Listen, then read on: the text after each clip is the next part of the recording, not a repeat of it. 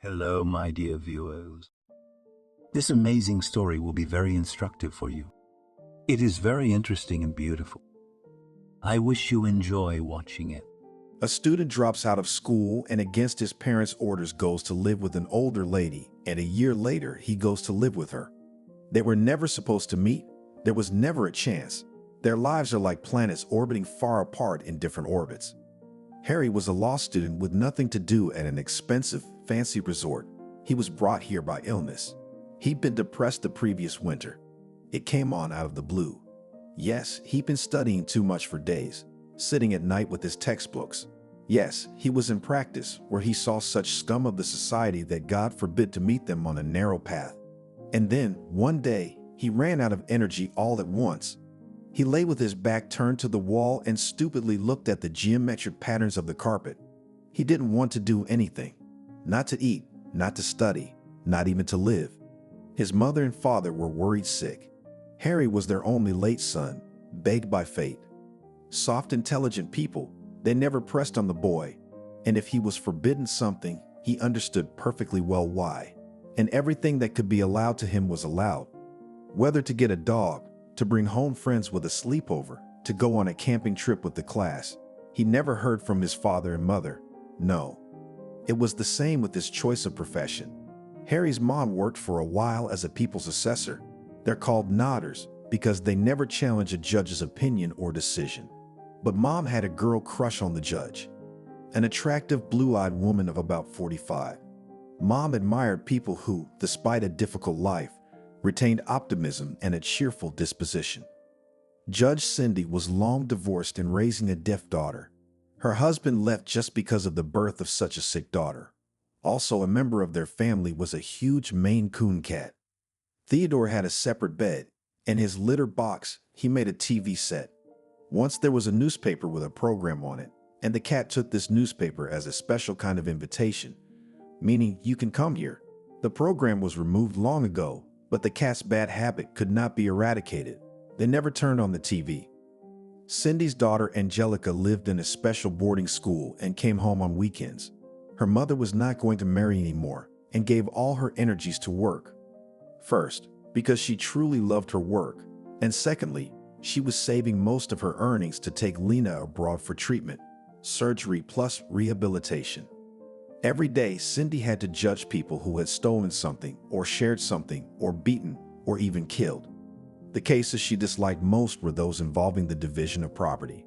When people who had previously considered themselves kin and were going to live together for the rest of their lives started fighting over a closet or some gold jewelry, and attacked each other with such fury that the civil case right there in the courtroom threatened to turn into a criminal case. One time, Harry went to get his mother too early and had to wait for her. A young man named Walker was on trial. He had just been released from the zone, returned to his mistress Selena, and was just beginning to taste freedom, so to speak. In the evening, they quarreled and Walker stabbed Selena. The ambulance came. Selena was drunk and didn't want to go to the hospital. They could barely convince her to get stitches. She wanted to stay with her Walker, who didn't understand why he'd taken up the knife. In the courtroom, they told each other they loved each other. "Selena, I'm sorry. I have no one more dear to me than you," Walker said. "I'm going to sit down again, and I'll be waiting for you." Selena pressed her hands to her chest. It was a side of life that Harry didn't know, that he had never encountered.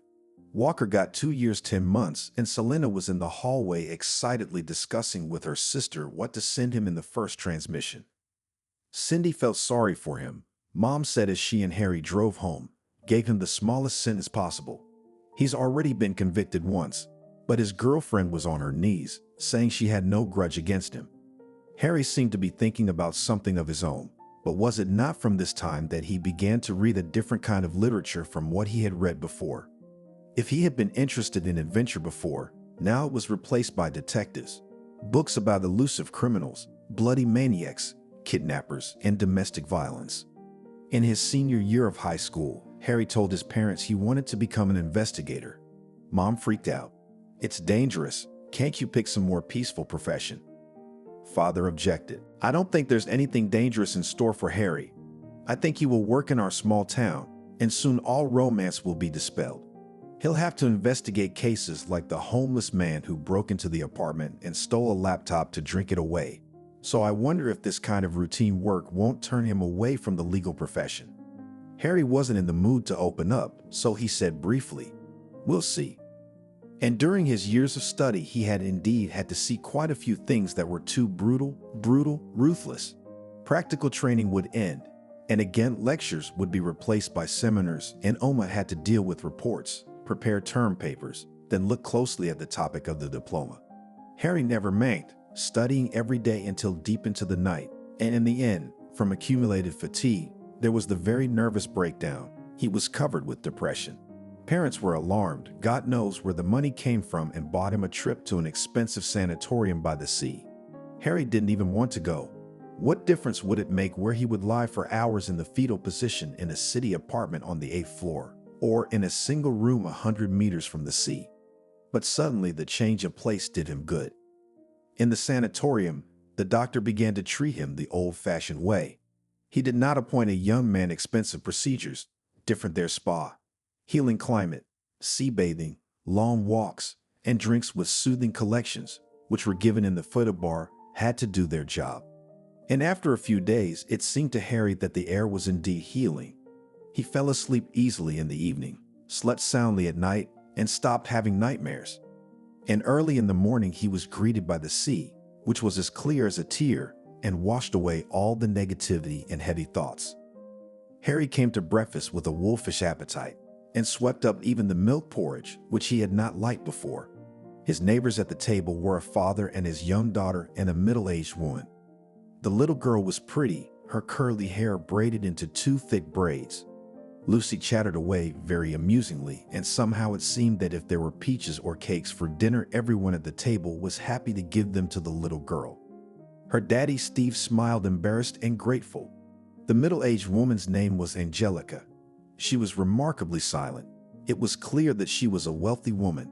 The jewelry alone was worth it. A large diamond sparkled in her ring, and earrings with the same gems attracted Lucy's admiring gaze. Angelica's short-cropped hair curled in fine curls. She dressed simply, but none of her clothes looked cheap. And she didn't wear the open things that women in the South love so much. No tank tops, no shorts, no short skirts. She always threw on a long-sleeved shirt or a jacket over her t-shirts. Angelique probably did this to hide her painful thinness. She seemed not just slim, but truly emaciated. Harry thought she must be on some fancy diet. Sometimes Angelica sat down at the table and drank only a glass of tea and left at once. Sometimes she would pick at the second course with a spoon without any appetite and set the plate aside. And it was rare to meet her eyes. If the neighbors at the table talked to her, Angelica answered, looking somewhere past, and her answers were always one-word answers, and her voice was quiet. It was as if she were afraid to say a word. Not once Harry did not meet her either on the beach or on excursions, and they were organized in the sanatorium almost every day. Angelica could be seen only on the farthest shady paths, and that is not immediately noticed. She sits somewhere on a bench, her face hidden by a wide-brimmed hat, enjoying the solitude. Harry didn't really care. He was glad he was starting to come alive. He was beginning to take an interest in life.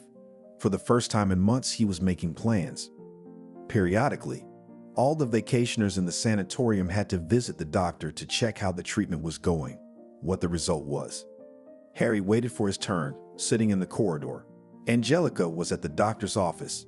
The door was slightly ajar, and Harry could hear her voice, distinctive, slightly squeezed.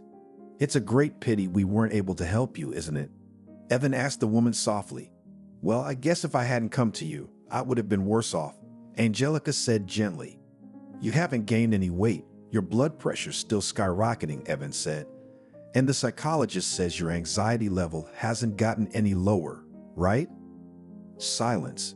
Harry imagined Angelica nodded. "That's right," Evan summarized. "Until the root cause is removed, you won't get better. I would recommend that you see a psychiatrist when you get there. Chemistry should probably be involved by now. I can find some medication." No, Harry had never heard Angelica speak so loudly and so excitedly. "I can't believe it. Even then, I had a hard time proving I wasn't mentally ill. That's the only reason he got a term. After all, he presented the case so that I made it all up. Unstable person, freaking out, throwing tantrums, jealous of him to everyone and everything. Plus, a rich imagination and the case is ready. But you didn't do it to yourself. Evan was still talking softly. It's still a basic fact. Didn't I tell you? He somehow convinced my friends, my ex-girlfriends, to testify that I've been weird since I was young, that I can cut myself and stuff. Well, I guess the doctor preferred not to go into all that. There was silence. Evan must have been writing. Buy this sleeping pill at the nearest pharmacy. It's a prescription drug, and at least the last days that you spend here, sleep and do not think about anything. And at home, I strongly advise you, let not a psychiatrist, let a psychotherapist, a private person. Nobody will put you on the register.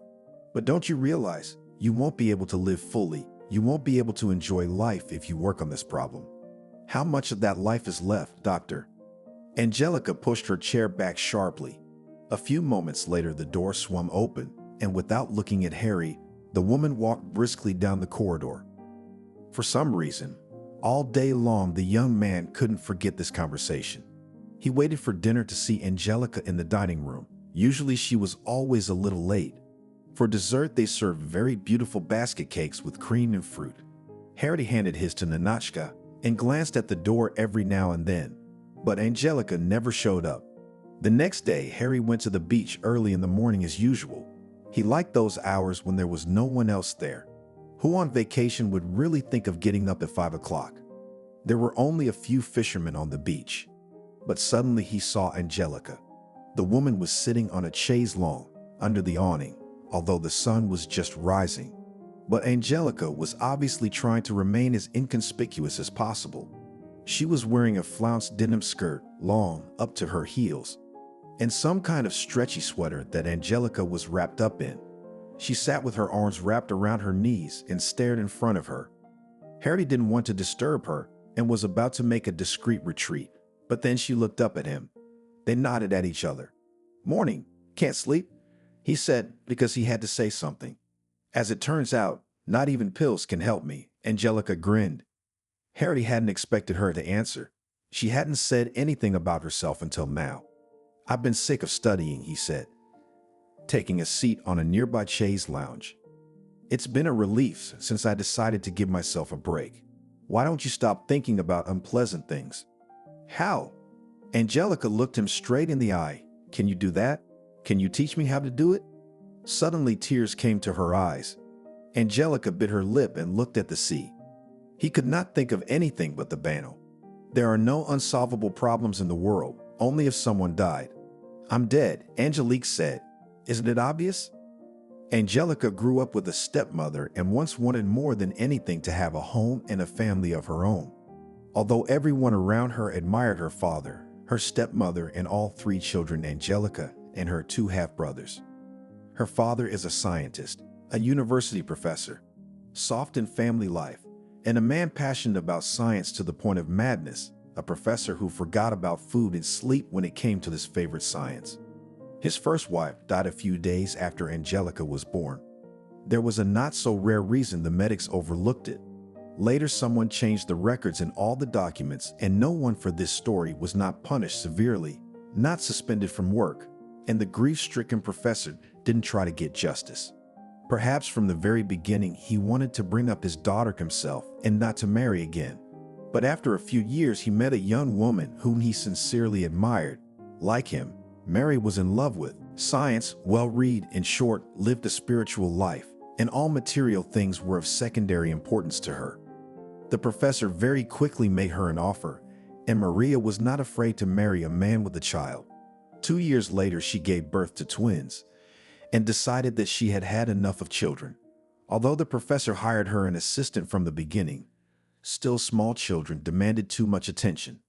The housekeeper took over the household cooking, washing, cleaning, but the upbringing of boy's mother did not trust her. Maria wanted to raise her sons in her own image and likeness, spiritual in the first place. It was impossible to value things too much, even on the fact that the child sometimes perceives toys as living beings. No discount was made. Several times a year, my mother would gather plush animals, cars, and the like into a large cardboard box and give them to a woman she knew, poor and with many children. And God forbid the boys would regret anything. Of course, new toys were bought in exchange for the given toys, and the boys were dressed not worse than their peers. But from a small age they knew it is impossible to dream about some thing's fashionable backpack or a wind-up ship, which itself will float in the bathtub, grinding water with a propeller, but about this or that book, or that recovered father who had a heart condition can dream quite possible. It didn't work with the boys. They obeyed their mother, at least for the time being. But Mary from the very beginning tried to apply this method of education in stepdaughter. But here she was disappointed. Angelica did not put up with punishments, cried. Once she even had a nervous seizure. Her father promised Angelica for her birthday the same lush princess dress, which was at the girl's friend's. Most likely, the professor didn't know what he was talking about at all. But he had the pleasure to go with Lenachka to the store and make her happy with the new dress. Angelica was so pleased with the gift made the day before for the birth that she put on the dress and did not want to take it off. When she was persuaded to change into a nightgown before going to bed, her stepmother took the dress and hung it in the closet in her room, which was locked. She said she would allow the outfit to be worn on holidays. Angelica, from whose hands the coveted thing was snatched, burst into tears so that her hands began to tremble, and the next day she had a fever. And instead of a holiday with cake, candles and balloons, instead of fun with her friends, Angelica lay in bed in a half-awake state. Then her father and stepmother had a long talk behind closed doors, and the stepmother gave up her stepdaughter's education. She forbade Angelica almost nothing anymore. The girl simply ceased to exist for her. If Angelique asked her a question, Maria said, "Ask your father." The professor was so busy, so far from real life, that very soon the girl had to become independent. Sometimes she asked her father about her own mother. Tears invariably came to the professor's eyes. Katia was so sweet, cheerful, with an easy character, that with her death all joy left the house. Apparently, Angelica had taken after her mother in many ways. She tried to arrange for two factions to form in the house. After all, Maria has sons, reasoned the girl, so and let her be with Steve and Austin. The three of them are not boring, and Daddy's mine. Otherwise, it's not fair. They're together and I'm alone. But the stepmother was quick to quash these claims of her daughter to her father's attention. She believed that no one could be closer to her husband than herself. They work together, they have common interests, and Angelica is growing up, and soon she will have her own life and her husband. Thus, the girl's friends replaced her relatives. She often stayed with them for several days. Her friends' parents did not object. In spite of everything, Angelica was well-mannered, friendly, always tried to help with household chores. Sometimes someone would say, "I would have such a daughter." Angelica only shuddered. Apparently, in the depths of her soul, it is very heavy. That unlike her peers, she didn't have a normal family, and she really wanted to have one. No one came to Angelica's graduation. The professor was very busy with some important meeting of the scientific department. He asked his wife to go to the school at least for the solemn part of the awarding of certificates, but Maria made a dismissing sign. "I haven't taken part in Angelica's education for a long time, and I don't want to be a hypocrite by participating in this celebration." The professor only shrugged his shoulders and smiled guiltily at his daughter Maul. Sorry for that. However, Angelica was already hardened by life, and she only grinned and expected nothing else. However, the behavior of her father, she still assessed as a betrayal, and the university for herself chose in another city. Her father rented her an apartment. Her stepmother never interfered if her father spent money on his daughter. "I know from my own experience, it is difficult to study well in a dormitory," the professor said. "You stay up late, bring friends, and if you are going to study seriously, you need silence and a working environment." He went with his daughter, visited her new apartment, gave a generous sum of money to Angelica to buy herself everything she needed. But when the girl became a student, her behavior changed. It was as if she got to all sorts of entertainment. Now she often lingered in nightclubs, carefree fun with new friends. They could drink so much that they could hardly call the cab driver's home address and boys for the evening to pick up and afford any other follies. And now Angelica dressed in a way that would never have occurred to her before. She wore bright, flashy things, and left her hair loose. By nature, she was very good looking, and she was never without male attention. Another thing is that now she remained as kind and trusting as she had always been. Arnold was introduced to her by a classmate. Nancy had a boyfriend and he had a friend. Why not sit together in the same company? They were already seated at a table in the cafeteria. The friend's boyfriend was running late, but when he showed up, Nancy's face stretched. She must have thought she'd made a mistake, picked up the wrong guy, a friend who'd stepped out of the pages of a men's fashion magazine. No, in this case, it didn't matter what he was wearing, but that hard face, grin, those bright eyes and black eyebrows apart. Young girls would paste pictures of such a Superman in their bedrooms. Strange that Arnold still didn't have a girlfriend. He willingly took on the role of Angelica's beau. Until the end of the evening, patronized her, pouring wine, laughing at her jokes, and when the party was over, escorted her home. Perhaps it could have been a few goodbye kisses, but Angelica saw no reason why they couldn't end a wonderful evening with an equally wonderful night. She took her new mate by the hand and led him back to her house. And indeed, the night was so intoxicating that in the morning they both didn't want to part. That's where it all began. The romance spun the most impetuous. And 2 weeks did not pass, as Arnold confessed to Angelica in love and asked to marry him. She was amazed at such a hasty decision, especially since, looking at his family, did not seek to get a stamp in the passport as soon as possible. Her friends meant the news differently. Someone that enthusiastically squealed and began to ask for a wedding, preferably in the role of a witness. Someone who has already seen the handsome Arnold and frankly envied. And the closest friend, Sophia, only shook her head. Sophia was not a prude at all. She happily partied at the same parties as Angelica and picked up one-night stands with the same ease, so Angelica was all the more surprised.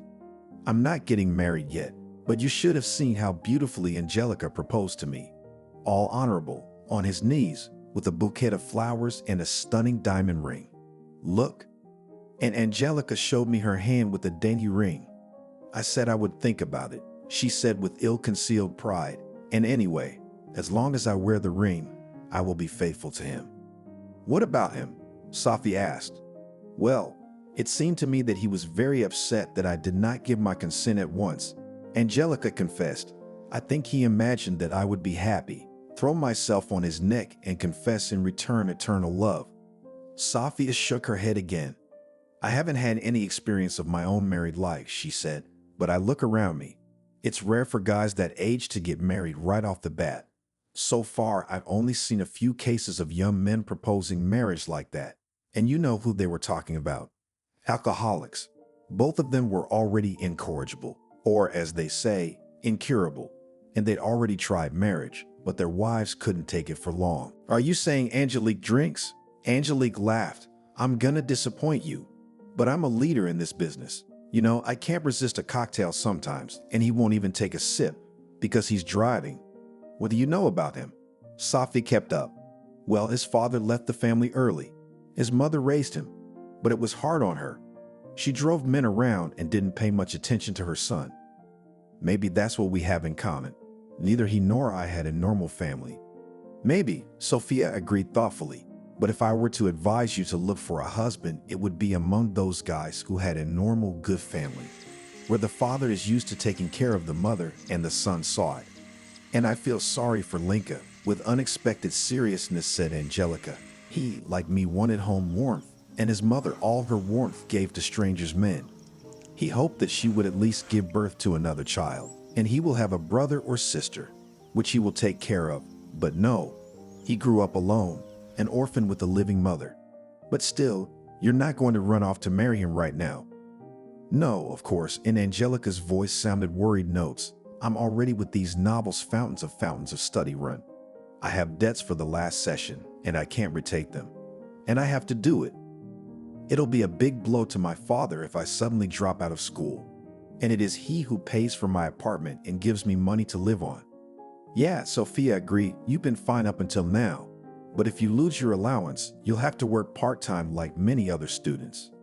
Unfortunately, things turned out for Angelica in the worst way. When she once again came to retake the subject, the teacher, who already disliked her, tried to do everything to drive the girl into a dead end. He asked unexpected questions, demanded knowledge of additional material. Angelica spent several sleepless nights preparing for the exam, and now she had everything mixed up in her head. As a result, she got another D. In the educational department, she was told that in general, if she did not want to be expelled, she had two options: either take a leave of absence for some reason or go to a paid department. The girl was not satisfied with both options, but the second was worse than the first. Studying was expensive. She could not take on her father in this load. It remained to take an academy. A classmate, whose mother was a gynecologist, asked her to make a fake pregnancy certificate, and Angelica was given a leave of absence. The girl decided to get a job somewhere in a cafe, save money, and if next year will not be able to recover themselves to pay for their own studies at the paid department. But Arnold, having learned about what happened, began to insist on marriage with redoubled force. You will not depend on his father, he persuaded. I earn enough. If you want, you will study further. If you want not. Doesn't the prospect of being your own boss appeal to you? Angelique resisted for a while. She did get a job as a waitress in a small restaurant, but she didn't last long. First, she was attacked by a customer who thought Angelica was too clumsy and slow. Then her co-workers accused her of cheating on her tips. In this restaurant, it was customary to give tips to a common pot and then to distribute them, and most of them were given to those who had been working here for a long time, while the newcomers got crumbs. This unwritten rule seemed so unfair to Angelica that she actually withheld some of the money that she was given by visitors. In short, the girl flew out into the street, and that's when she went to the registry office with Arnold. They took the application, and the shining groom asked her what kind of wedding she wanted. Something more modest, Angelica asked, as she didn't want to spend a lot of money on all the tinsel. I'll be fine if we get a table somewhere. I wouldn't want to play the main role in this play, where everyone will stare at you, she said. Rather at you, laughed Angelica. It is you beautiful as a movie star, not me. I will be envious. By the way, I haven't been to your house yet. You haven't introduced me to my relatives. My relatives live on the other side of the country and are unlikely to come to the wedding. I'd love to show you the house next weekend, only now it seems too small. I never thought about it before, but now that I've met you, I want a big, very big family. Angelique only laughed. No, she didn't mind having children, but first he had to get his diploma. The day before the wedding, he made her a present and they were to go on a wedding trip, but it was supposed to be special as he was. He rented a cottage by a lake in one of the northern regions. But you can't go swimming there, can you? Angelique mumbled confusedly. She assumed that after the wedding they would go somewhere, but imagined that it would be the South, maybe Turkey, or one of the European countries. Sea, sun, fruit, a room in a nice hotel. They would get up at dawn and walk along the beach, holding hands. But Arnold even grimaced. There are so many people there in season. You won't find any privacy. The beaches are jammed, the excursions are crowded, and I want us with you, no one to interfere. And after a few days, Angelica was convinced that her husband was right. He chose a wonderful place, a secluded cottage in the woods, surrounded by huge picturesque fir trees. How wonderful the smell of pine needles. It took a few minutes to walk along the wooden planking to the lake, and there you could sit on the bridges and admire the view as long as you liked. The water in the lake was the clearest and not so cold. They enjoyed swimming several times a day. The cottage was small, but Angelica fell in love with it. 2 bedrooms, the second one was obviously superfluous. A cozy kitchen decorated with wood, and a living room with a panoramic window and a fireplace. The ceiling-high refrigerator was filled with groceries, and the newlyweds didn't need to go to the nearest town, although it was a quarter of an hour away by car. Angelica had never had such a good time. They did get up at dawn, had coffee on the terrace, and then the whole day belonged to them. You could walk along the forest paths, discovering new picturesque corners. You can splash as much as you like in the clear, clean water. On rainy days, they could read by the fireplace, listening to the sound of the rain. And that night, they spent under the open sky, covered with a single plate, while a boundless river of stars flowed over their heads. Angelica had forgotten to bring her birth control pills. Going through the small medicine cabinet, she discovered they were missing, though she thought she had put them with her medication. At first, she was saddened by this. Then she waved goodbye. She felt so good next to Arnold that she mentally waved it off as it would be, as it would be. She was that her husband would solve any problem. With him, she would not have to think about daily bread or that the child lacked something. In this corner of paradise, Angelica, as if rested for all the past years, felt truly loved and desired. So she was not too eager to return to normal life. But Arnold promised that she was in for another surprise. And he wasn't wrong in promising that his house would delight her. She had not expected her husband to be so wealthy. It was a beautiful mansion on the outskirts of town. The place is not too promoted. This is not the waterfront, but near the forest. You can look at it, looking at it, remembering the wedding trip. A high, blank fence, an automatically opening door. "I'll be safe for you here," said Arnold. "No one will steal you away from me." "Who needs me?" said Angelica, and went to inspect her new possessions. The house was not so big. On the first floor, kitchen and living room. On the second floor, 3 rooms. A bedroom, a study, and the third, Arnold had said, would be a nursery. Last of all, he showed her the basement, most of which was a gymnasium, and there was a small room Arnold said was for storing junk.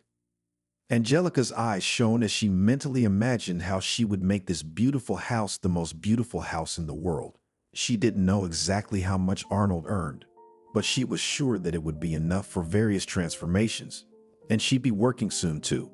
"Don't you have any black to find me a place?" she asked at dinner. Angelica always tried to turn dinner into a little celebration. Not only cook something tasty, but also beautifully set the table, be sure to put glasses, poured wine. And the conversation under such a feast was usually the most pleasant. But now Arnold looked up at her with surprise. "And why do you work?" "Well," as confused Angelica, "I always thought that I should not sit on the neck. You're not sitting on my neck. And I always thought that I will patronize and pamper my wife, and she will not have to work for someone else's uncle and tolerate his whims." Angelique was very pleased to hear this, and the conversation ended there. A week later, however, the young woman returned to him. Now Arnold went to work every morning, and Angelica spent the whole day alone. In addition, her husband returned always at different times, cannot guess at what time to cook dinner, so that everything was hot. "I'm thinking about working," she said once again, poured her husband a coffee, and added, "Well, that I am here all day alone. Ni will not be a day long to watch TV or read. I would at least get my license. I could go to my friends or go shopping. And if you were babysitting, would you be bored too?" Arnold looked at her carefully. "Well, it's different." Angelica even laughed. "My familiar girls say that the first time after childbirth, and so go like a zombie with one single dream to sleep." "So why do you need to get a job now to go straight to maternity leave?" asked Arnold. "But I still want to finish the institute first. You can't even imagine what a disappointment it will be for Daddy if I don't have a diploma," Angelica protested. "Daddy only lives for his science." Arnold just shrugged his shoulders. A few days later, Angelique took a test and found out she was pregnant. Arnold organized a real celebration. Angelica wanted to invite Sophia, her closest friend, but he objected. "This is the most important moment in our family's life. We don't need outsiders." But there were flowers and very expensive champagne and ice cream, Angelica's favorite sweet, which she preferred to cakes and pastries. Arnold immediately said that she will be observed and give birth in a private clinic. No flow, a doctor who will lead you from the very beginning and up to labor, the most attentive attitude, a separate room. Of course, Angelica could not but be grateful to her husband for such care, but the privacy was already beginning to weigh on her a little. However, the doctor to whom she was brought, Arnold, sent Angelica to all sorts of examinations, and the results were not too pleased. "You look healthier and stronger than you really are, but things aren't going so well. Is the baby in danger?" Angelique was afraid. "Not if you follow all the recommendations. The doctor told me to stick to bed rest. At any moment you may feel dizzy, uncoordinated. You need to be able to sit up or lie down. Do you understand?" Affectionately asked his wife Arnold, who was present at the examination. "So out of the house, dear, nowhere. Just in case, so that you do not run away, I will take away your keys." He turned the matter into a joke, but soon Angelica did indeed discover that a set of keys was missing from her purse. "It's not funny," She told her husband, "You're away for so long. I might need something. I'm not gonna turn into a prisoner with no freedom. When the baby comes, everything will change," he promised her. And Angelique had to accept it.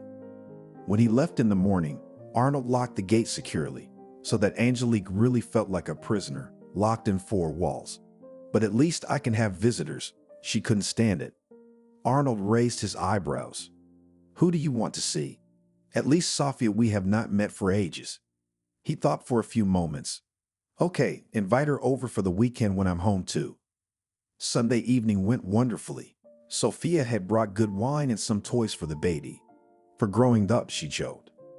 The couple gave her a tour of the house, and then they sat together on the carpet in the living room, sipped on light, sweet wine, and talked. Sophia had a lot of news to tell. Angelica, too, wanted to talk about her life, to complain about how much she missed. But Arnold was sitting next to her. It was uncomfortable in front of him. If only he had gone somewhere else, even for a quarter of an hour. But he never left his girlfriends alone. True, he behaved with extraordinary gallantry and tried to charm Sophia. The only moment to be alone with the girlfriends fell when Sophia asked to go to the bathroom. "I'll show you to the bathroom." Angelica jumped up. "How do you live?" Sophia asked as she rinsed her hands. Even though Arnold was standing under the door, he couldn't hear anything over the noise of the water. "Is everything okay?" "Well, yes." Angelique wanted to tell him how much she missed him, but she was afraid Sophia wouldn't understand. After all, the way she was living now was because of Arnold's care for her. "I thought you were locked up like a bird in a cage, didn't I?" Sophia looked at him with a sidelong glance. "He's certainly good. You're macho man. But if you decide to run away from him, I understand. And by the way, if you want, you can stay with me." Sophia had a small studio apartment where she had lovingly designed every corner. There was room for bookshelves and a good record player and even a small bar. And the lodges Sophia glazed and arranged there a study combined with a greenhouse. But only a baby crib will not fit there. And yet Angelica had tears in her eyes. Sophia, it turned out, understood her. "Thank you," she whispered. That same evening, already going to bed, Angelica asked her husband, "Can Sophia come to us more often? Out with her much more fun." I then nowhere will not be asked. If she'd hoped to placate her husband with this, she was wrong. "Your girlfriend will not come to our house again," Arnold said. "Why not?" Angelique was dumbfounded. "You should have thought of bringing wine to a pregnant woman." "So I almost and did not drink," began to justify Angelica. "So, at the bottom of the glass. That's all I let you have.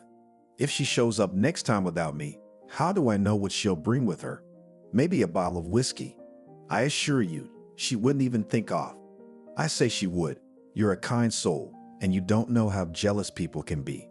If something happens to your child, your Sophia will come for you and in her heart be glad it happened. You don't think she's jealous of you now? That you have a husband, a great house, that you're pregnant. What does she have? A job and a room the size of a dog kennel. I bet she drinks a lot and would sleep with anyone she meets." Angelique was hit with a wave of icy resentment. "You don't know her at all," she said coldly. "You've never told me anything about your family. When I asked you about it, you just gave me one-word answers. But I can tell you about my family. I had no mother. I grew up with a stepmother. And I never had a sister. Now, Sophia is the sister I've been missing all my life. And she used to take you to all sorts of parties, all sorts of hot spots, didn't she?" "What kind of hot spots are you imagining? If we went to caves or nightclubs?" "Then I'm in the right place. You know what kind of people go there. The men came to touch these girls." "I'm a girl."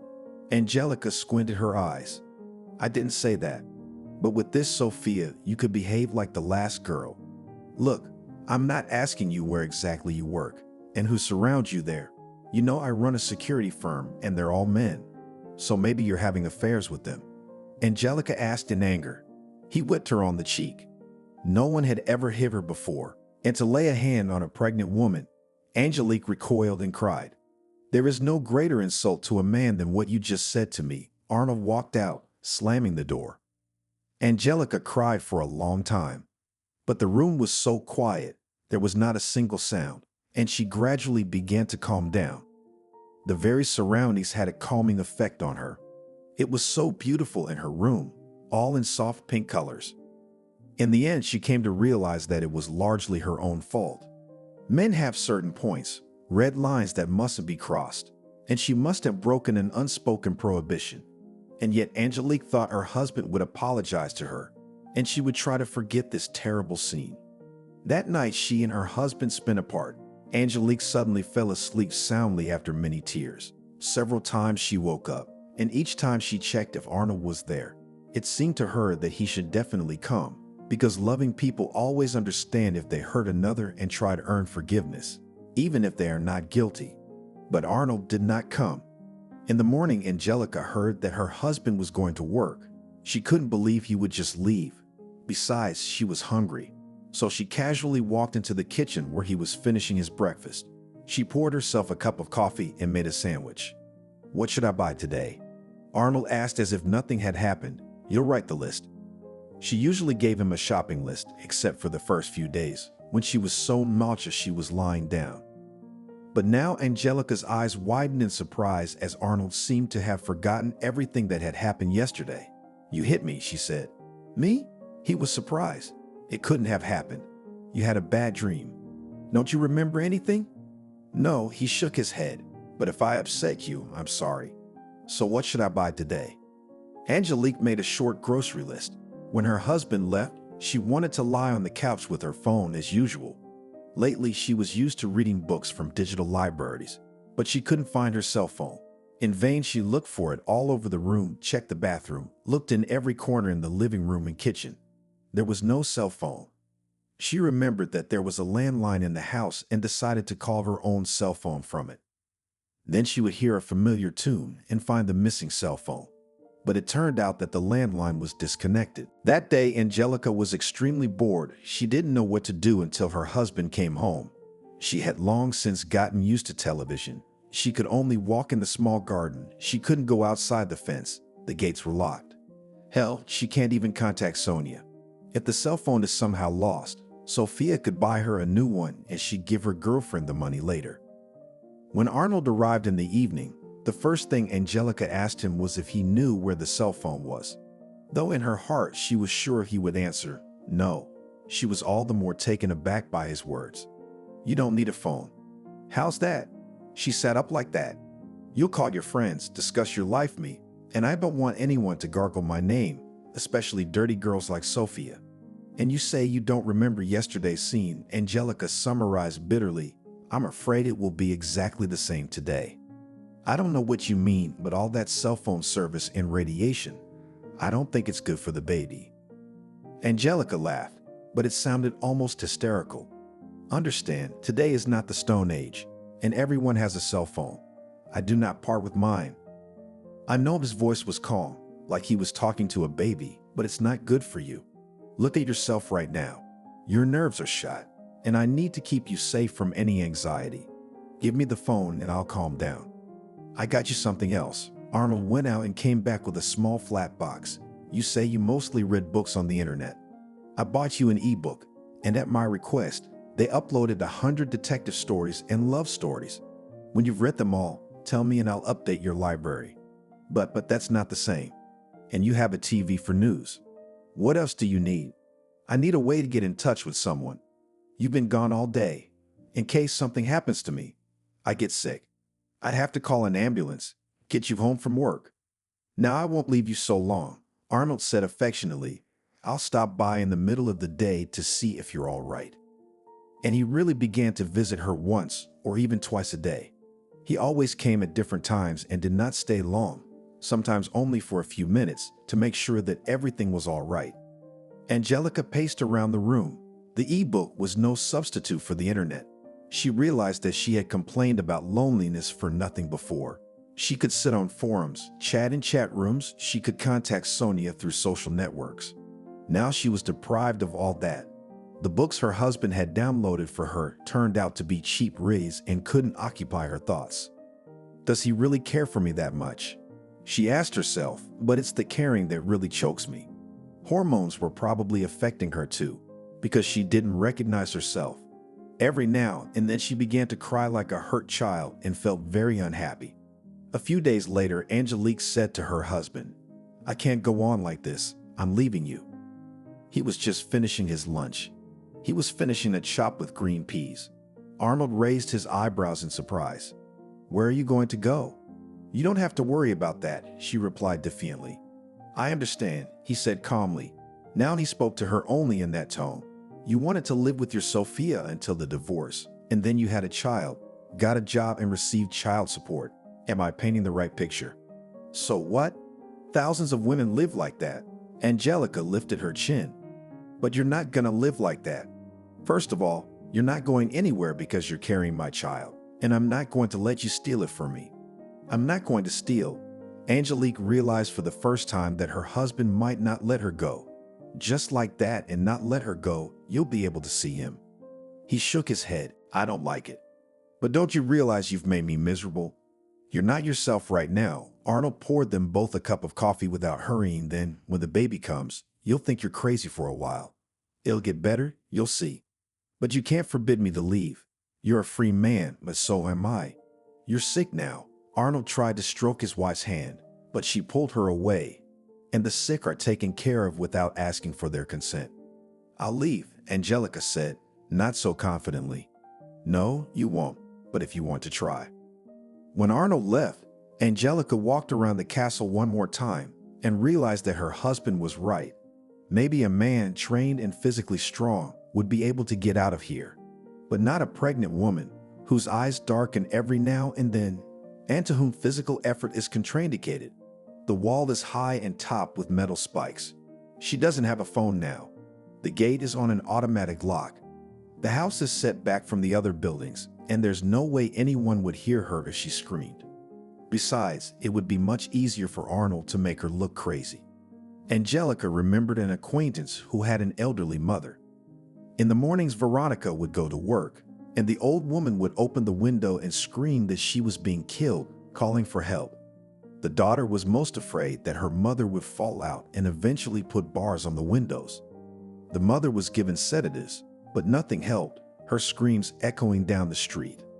Another thing, neighbors were aware of what was happening and did not rush to help the old woman. Nevertheless, Angelica tried to climb up to the attic. The roof of the house was flat, and part of it was a kind of observation platform. But Arnold had provided for that. The entrance to the attic was locked. The young woman cried once more. In her heart, she hoped that she would find a way to somehow get out, and today she would be among her own people. But it turned out that escape would have to be postponed until later. At the very least, she'd run away from the hospital, or better yet, she would tell everyone who would be near her, the doctor, the nurses, the women in labor, that Arnold had turned the house into a prison, kept her in prison all through her pregnancy, and now it was necessary to help her leave the maternity hospital with the baby unnoticed. Angelica didn't much care where she went. She could stay at Sophia's house for a while, cramped but not uncomfortable. Then maybe she could find some work so that there would be enough money for a nanny for the baby. At the very least, she'll move in with her father. He wouldn't kick her out of the house. Thoughts of her father brought her back to the institute, which Angelica had forgotten all about. Dad still thinks that she is studying, sends money for the apartment, and they are saved on her card. But Arnold has the card too, as well as all the family documents, passports, policies. He hid it all in the home safe, under the pretext that the absent-minded Angelica is nothing to lose documents at the most inopportune moment. When we get to the maternity hospital, and it turns out that you left everything at home and cannot immediately remember where the passport is, then when Arnold told her all this, his words sounded like a joke. But now Angelica realized that another bolt had appeared on the door behind which she was figuratively locked. Nothing. If she could escape, Sophia would give her money for a cab, and her father wouldn't ask his own daughter for papers. If Arnold won't give her passport back, Angelica will recover it later, say she lost it. Why don't we try another way for now? Give up food. If she goes on a hunger strike, Arnold will have to do what she wants. After all, he's expecting this baby. He won't let Angelica starve. It could be bad for the baby. That day, she did not prepare dinner.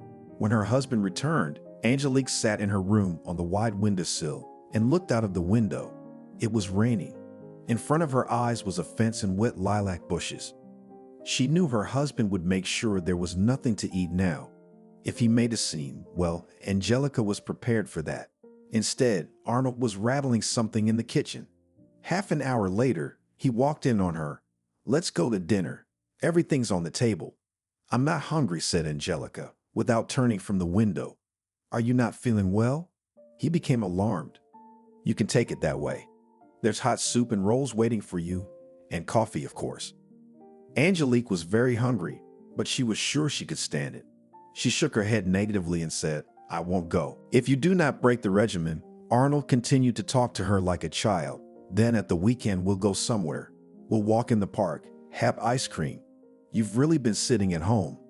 Angelica couldn't believe it. Arnold could not realize that, once outside the gate, she would immediately leave him. She would jump out of the car for that matter. "Yes, yes," he nodded. "I'm not kidding." "All right," Angelica said. "I'll be right down." She cleaned herself up a bit, washed and combed her hair, changed her pajamas for a robe. She didn't like to walk around in her robe, but until now she had been in such a bad mood that she didn't feel like doing anything. Now was a different matter. "So pull yourself together," her husband told her at dinner. "If you don't feel well, of course we won't go anywhere. But if everything is fine, then I intend to treat you a little. We'll go to the stores and buy you something, because soon you won't be able to wear your usual clothes." It was Monday, and all week Angelique had behaved exemplarily. Now she had no doubt that she would be free before the deadline. She did the usual household chores, and at the same time her mind was full of thoughts. If Safia had guessed and come to her house when her husband was away, they could have talked over the fence. Maybe somehow a friend would have given her the phone. But in any case, Sophia would not refuse to take her in. Angelique had no doubt about that. On Saturday morning, Angelica looked at her husband, as if asking what their plans were for today. "Unfortunately, I have to work today," Arnold said, finishing his second cup of coffee. "Do you remember what you promised me?" The young woman couldn't stand it. "Why?" He pretended not to remember, but then laughed. "Of course, I know how much you're looking forward to it.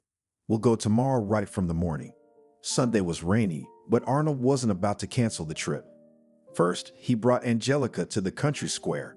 The rain had already stopped drizzling, but there was not a single person in the alleys. The young woman was very disappointed by this circumstance. If she simply tried to run away from Arnold here, he would catch up with her in a few seconds. And there was no one to turn to for help. At that time, her husband got a phone call. "There's been a slight change of plans," he told Angelica. "I have to be in the office now, but..." The "but" to forever.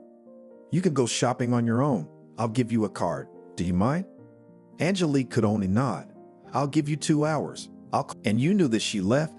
Angelica asked with only one lip. "Of course I knew. Otherwise I wouldn't have offered you that walk. You're such an asshole. Now let's go home," Arnold continued calmly. Shortly before, Angelica had been wondering when she was going to give birth. Would it be possible to keep from screaming? Screaming in front of everyone seemed very embarrassing to her. But now she was screaming. "Help!" Arnold squeezed her hand tightly. "Do you want me to call the psychiatric team? I have a friend who works there. He's aware of the problem and will arrive faster than the police if you expect the neighbors to call it.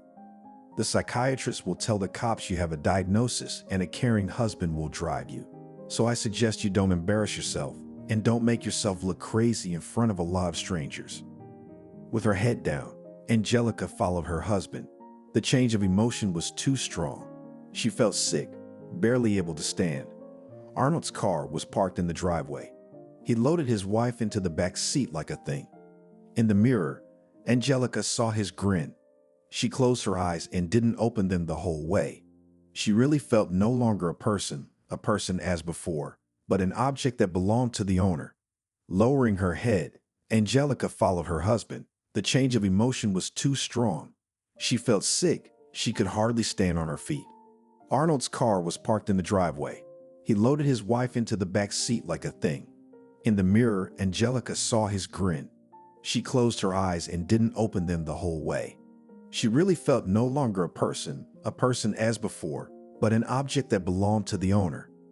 Angelique had become depressed. Now she didn't do housework. She just didn't leave the room. She lay all day long, turned her back to the wall and kept silent. When she did have to get up to go to the restroom, she felt herself weakening quickly, and it was a pleasant sensation. Angelica wanted to sink into oblivion as soon as possible, and so leave this world. And the last thing she wanted was for Arnold to disturb her and speak to her. But the day came when he came and put a chair beside her bed and sat down. "It won't go on like this," he said. "If you don't eat, you won't last long." Angelica jerked her shoulder without turning around. She made it clear she didn't care. "Now you're definitely mentally ill," Arnold continued. "And if you don't do something about it, you're not going to get better." "Let me go," Angelica said. "Come with me." She got out of bed, as listless as a marionette. She no longer believed her husband. Arnold held her hand tightly. As they descended the stairs and then another to the basement, Angelica wondered if she had the strength to go upstairs. In the end, she didn't care about that either. What did it matter where she lay? It might as well be on the floor in the hall. In the basement, Arnold opened the very door which was usually closed, and behind which his old things were kept, as he had said. Now Angelica saw that the room was completely empty, the cage. Her husband now held Angelica by both hands and spoke, intoning to her like a child. "If you behave like this, I won't be able to leave you alone. Do you understand? You could hurt yourself in that condition. There's plenty of opportunity for that up there in the house, and I can't let anything happen to you and the baby. You'll be seen by my psychiatrist friend, prescribe pills, and you'll live here. All the furniture, a mattress, and a night potty. Is that okay?" "Did you set up this torture room on purpose?" she asked. "No," he shrugged.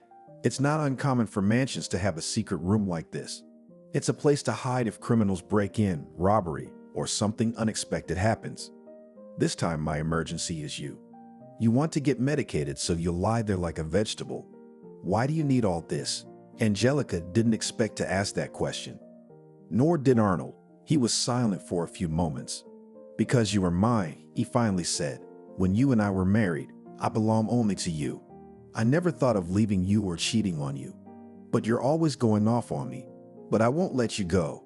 You promised." "Arnold, but millions of people get divorced," Angelica said tiredly.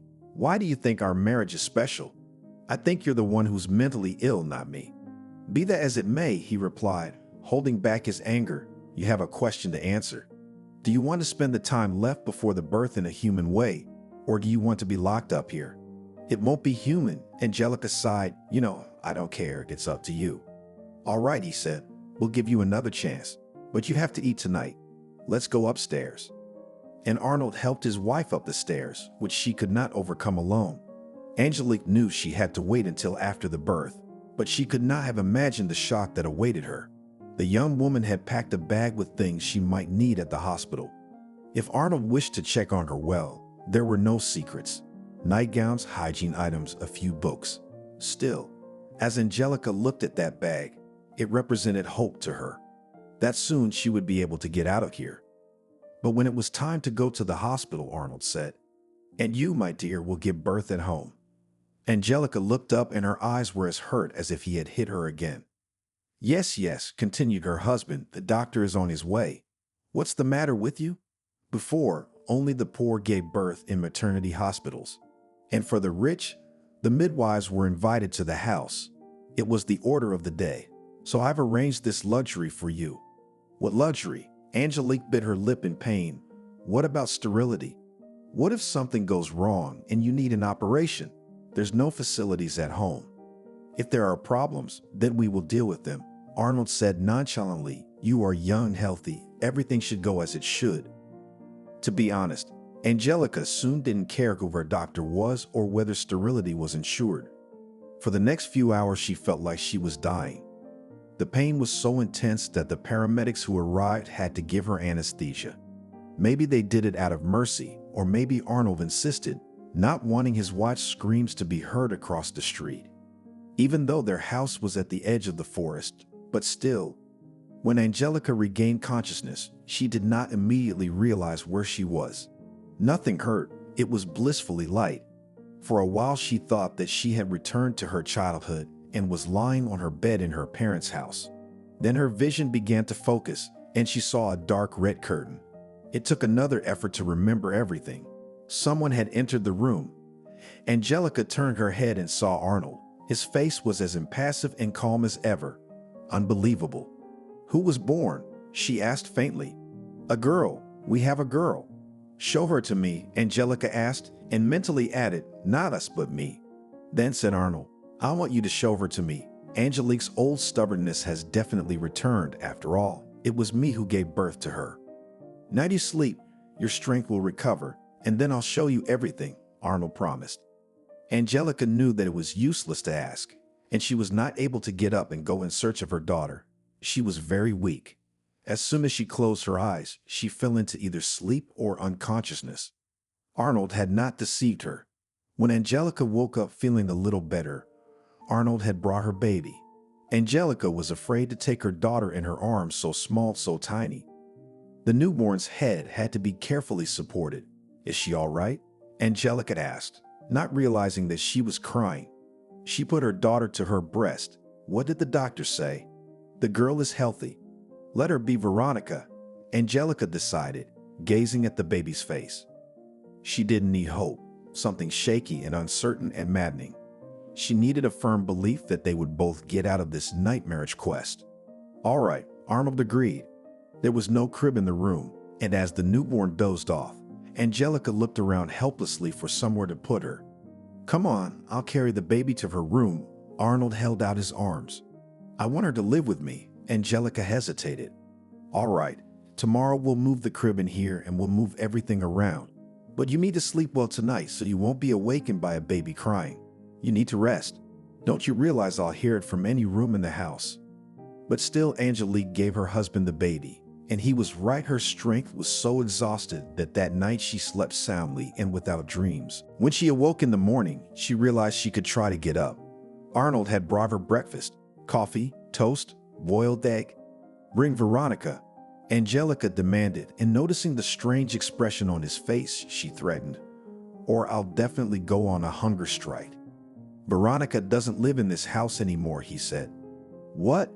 Angelica's heart literally stopped. Don't be so frightened. She's still doing fine.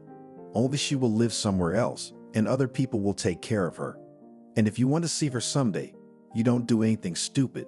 It's the surest way to keep you in line, he added with a chuckle. Angelica looked at him with horror. Are you human? She asked, shocked. What are you? There was a sneer on his face. You're just a garden variety lunatic. I understand that you are excited. There have been so many changes in your life. But control your behavior and your words if you don't want to live in a madhouse for the rest of your life.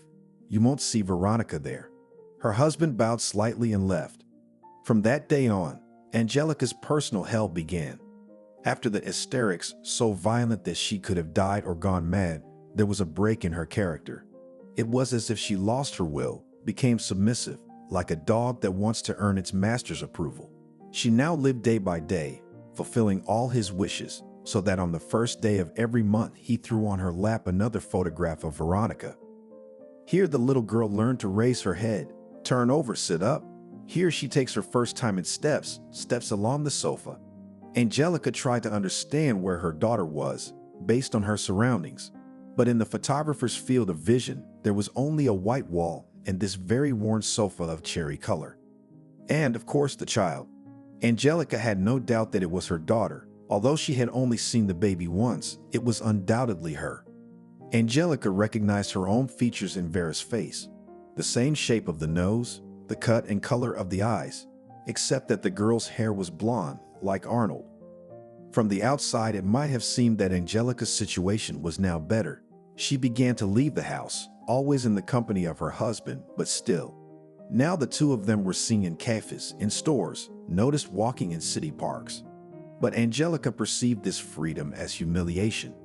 If before she nurtured in herself hatred of her husband and considered him crazy, but now she had to pretend to be a happy wife. Arnold had warned her as she tried to fudge. As he said, she would never see the child again. And Angelica knew her husband was capable of carrying out his threat. Even if she succeeded in getting to the police and Arnold was apprehended, he simply would not reveal the secret where the girl was. How long will this torture last? Angelica asked herself wistfully, and will it ever end? Would her husband abuse her for a year, 2, 3, or a lifetime. Her psyche was teetering on the brink. Angelique was afraid that this life would make her lose her mind. Now she was tied to Arnold much more tightly than before, by her word and the hope of seeing her daughter someday. She and Arnold were in the habit of going to the supermarket on Saturday nights and buying groceries for the week. One time, as Angelica was selecting items in the dairy department and Arnold walked a little farther to take a bottle of wine off the shelves, a stranger quickly passed the young woman but dropped a carton of milk into her cart. Angelica opened her mouth in surprise, but then she saw Sophia in the back of the store, who made a sign with her hand that everything was as it should be. Angelica nodded involuntarily. They could not approach each other. Arnold would have stopped it at once, and there was no telling what Angelica's punishment would be. Maybe he'd lock her in the basement or beat her up again. He often raised his hand against her, and Angelique had gotten used to the pain. She didn't scream or cry now. She only flinched like a dog kicked by a cruel master. When she and Arnold arrived home, the first thing Angelica did was examine the milk carton. On the bottom of it in pencil was written, "Your father is dying. No hope. Calls to say goodbye." And then all the skills Angelica had recently acquired went somewhere. She rushed to her husband. "I have to go home," she begged. He raised his eyebrows. "Why?" "My father is dying. I haven't seen him in years. I can never forgive myself if I don't say goodbye to him." "You're not the ultimate monster. Let me go for a few days. I'll come back, I swear to you. Or let's go together." He grabbed her chin. "How do you know about your father? Tell me." She just said the first thing that came into her head. "I met an acquaintance at the store, and she said." Don't lie, he didn't believe it for a second. "First of all, you didn't talk to anyone there. Secondly, if someone had told you about your father, you would have told me right away. And you're just finding out now. Did someone hand you the phone? Did someone write you a note? Tell me." Angelique had no choice but to reveal her cards. Maybe then he'd take pity and let her go to her father. She showed him the unfortunate box. "I see," he squinted. "You're not going anywhere. Father can die just fine without you. Arnold, for God's sake." Angelica knelt in front of her husband. "Do you realize you'll do a terrible thing if you don't let me go? Fate can forgive a lot of things, but this is the kind of thing it punishes. The boomerang will come. It will be interesting to see it." His tone didn't even change. It remained the same, cold and mocking. "And for the fact that you wanted to deceive me like that. Next month you won't have a photo." Angelica had the second worst tantrum in her memory. She sobbed for hours, locked in her room. And when she did want to come out, she realized that Arnold's intention was not to let her out anytime soon. She spent about a week alone. It was a good thing the bedrooms shared a bathroom. At least Angelique was not thirsty. But her husband never brought her food. It was a real prison. The windows had bars to keep out burglars. The view was of a high fence with a forest beyond. Angelique didn't know when she'd be released. But when Arnold received a call to inform him that her father had died, her husband deliberately came to the door so she could hear his voice. Arnold expressed his condolences and said that unfortunately he and Angelica couldn't make it to the funeral, being very busy with work. "Oh, the will? Well, as soon as they have a moment to spare, they'll come and look at it." It seemed like a week. Angelica felt her mind was racing and she couldn't quite realize how many days had passed when Arnold unlocked the door. It was possible to go downstairs and eat something. After that, Angelica finally broke down. She became apathetic and indifferent to everything.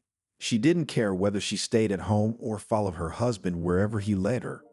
Without lifting her head, she did her homework, but she did it carefully, like an automaton. And when the housework was finished, she would sit or lie motionless, staring at one point. You could not tell whether she was absorbed in her thoughts or in prostration. When Arnold spoke to her, she answered him. But she answered the question. She could not be expected to say anything else. The question remained, why did he want such a broken doll? But it was as if he was satisfied that he had brought her to such a state, that she was walking around like a mannequin with no feelings, no thoughts, no desires, that he had complete power over her. Something human appeared in Angelica's gaze only when her husband put another photograph of his daughter in front of her. She looked at it for a long time, and the expression of her eyes became sad. It was as if she were mentally talking to Veronica. Then she would put the picture in the album and put it in her dresser drawer. She knew if she kept taking out and looking at the pictures, Arnold would throw the album away, just as he had destroyed everything that was dear to her. So she picked it up once a month, only to put another picture in it. And so the years went by. Once in the conversation of the spouses flashed the number 18. When Veronica turns 18, I'll tell her about you, and then she'll decide for herself if she wants to see you. If she does, I won't object. Angelique decided to think of this day as a turning point in her imprisonment. After this day, she would either have her freedom and her daughter, or she would be gone. Now she knew that it was possible not to make any effort for this, not to take sin on her soul. She would leave simply out of longing and despair. In the last month before that date, she knitted a beautiful blue shawl. It had once been her favorite color, and she hoped her daughter would like it too. On the cherished day, she gave Arnold the package with the shawl, asking, "Give it to Veronica. From me." He grinned, but took the package. That day, he didn't come home for a long time. Angelica had no doubt that he had gone to Veronica's. After all, she was his daughter too, and celebrating her coming of age. When she heard the gates of the house open in the evening, she ran downstairs. "Well?" she asked. He could have taunted her, demanded, for example, that she serve him dinner first. But Arnold would not do that. He handed her the bag with the shawl. "Veronica doesn't want to know you." "Why?" Angelica whispered with only one lip. "Did you tell her what you did to me?" "I told her you left her. And now you're sorry and you want to make amends." "I never said a word to her about you before." Angelique didn't expect what happened next. She threw herself at her husband. Forgetting everything, she beat him with her fists ineptly and desperately, and screamed like a man who had been hurt intolerably. Arnold was so unprepared for this that it was only after a few seconds that he came to his senses. He twisted his wife and dragged her down to the basement. Angelica was lying on the floor. It was very difficult for her to move, and she did not want to. Not even to lift her head, not even to turn it. The only thing the woman wanted was for it to end here and now. She knew Arnold had locked the door from the outside, or rather, there was an English lock. Her husband pushed her inside and slammed the door shut. Sooner or later, he'd open it, or he wouldn't. It didn't matter. When Angelica tried to lift herself up, her head fell to the floor helplessly, and her broken nose bulled again. But Arnold had never beaten her to the point of mutilating her. I should think nothing irreparable had happened now, just a cruel lesson. In a little while, she'd be able to walk again. But things happened differently than Angelica had anticipated. When the door opened and Arnold saw his wife, even he apparently thought he had overdone it. He walked over to her and bent over. Later, it seemed to Angelica that it was not she who acted, but some force instead of her. She yanked her husband by the leg in a sudden, sharp movement, and when he lost his balance for a few moments, she jumped up and dashed for the door. Only when the lock clicked behind her back and her tormentor remained there, inside, did she catch her breath. Angelica could hear her husband banging on the door and yelling something, but she also knew that the door was solid and secure. Not even a man could kick it down. Nevertheless, she could not allow herself to gather herself quietly. She acted quickly, feverishly. She changed into jeans and a thin sweater, threw on a jacket. She stuffed a few changes of underwear and the essentials into her bag. She knew where the money and her husband's card were. She didn't need to cover her tracks. On the contrary, she wanted to make sure Arnold was punished. The money, the documents, everything seemed to be in place. The ordered cab arrived. Angelica automatically called her friend's address. If she would not be at home, then she should go to the hospital. But Sophia was home. She gasped when she saw Angelica with her bag on the doorstep. The friends hugged and cried and could not break the embrace. Then Sophia smeared Angelica's abrasions, put ice on the biggest bruise, made a sandwich and a cup of strong coffee. She wanted to pour cognac, but Angelica stopped her. "No, don't. First to the hospital to remove the beatings, and then to the police." That's what they did. Sophia didn't leave Angelica alone. She held her hand. It seemed to Angelica that Arnold was about to appear behind her back, calling her. She could hear his voice in her mind's eye, and took control of herself time after time. repeating that he himself from the secret room cannot get out of the secret room. Angelica had finished telling her story to Harry and now sat looking out at the sea. "What happened next?" he asked after a moment's silence. "Next, the police came to Arnold's house and he was released from his confinement and immediately detained. There was a trial and he got a shorter sentence than I expected, only 2 years. I mean, they gave him more, but he was released after 2 years. When I heard about it, I left town right away. Right here, I'll have to go back soon." "How have you been living all this time?" "I found out my father left me a nice inheritance, and I also found out that Arnold had put a pretty large sum of money in my account in the prenup. So money was no problem. That's good, because I could work for a while. I was in therapy. I was very close to losing my mind. Maybe that's why they gave Arnold so little. They thought I was out of my mind, and they thought I was saying a lot of things about him. Couldn't hide the beatings, though." "And your daughter?" "My ex-husband never told me where she was. Not to the police, not to the court." Angelica shook her head. "So I don't know anything." "Wasn't he accused of kidnapping the child?" "He made it look like there was no child." Angelique said. "There was no child, that's all. It's just my sick imagination. It's a miracle that thanks to the testimony of Sophia and other people I know, it was still possible to prove that he deprived me of my freedom." "Why was he released so soon?" Harry was trying to figure it out. "It doesn't make sense." "I bought an apartment," Angelica said. "I had to have somewhere to live. But now I can't imagine going back. He'll be walking the streets of the same city. He won't leave me alone. I think he's got some kind of obsession with me." "Don't you want to move?" Harry asked. "To another city? Start from scratch again? A naked man on the ground? I don't have the strength for that. My father is dead. I have no relationship with my stepmother or stepbrothers. I only have a few girlfriends, and now I'll be forced to abandon them too. But when I found out he'd been released, I was terrified to come home." But Harry noticed that she was becoming calmer around him. Her face had rounded a little, lost its sickly thinness. Her hair began to grow back, and Angelica went to the hairdresser and got a hairstyle that suited her better than before. She even found a hobby of growing flowers. By the time winter came, the apartment looked like a winter garden. Perhaps it was the earthiness of age that had drawn her to the land. Angelica shrugged. When she returned, Harry often saw this picture of Angelique sitting in an armchair, as if in a green grotto of curly branches. A sconce was burning softly, and the woman was reading a book.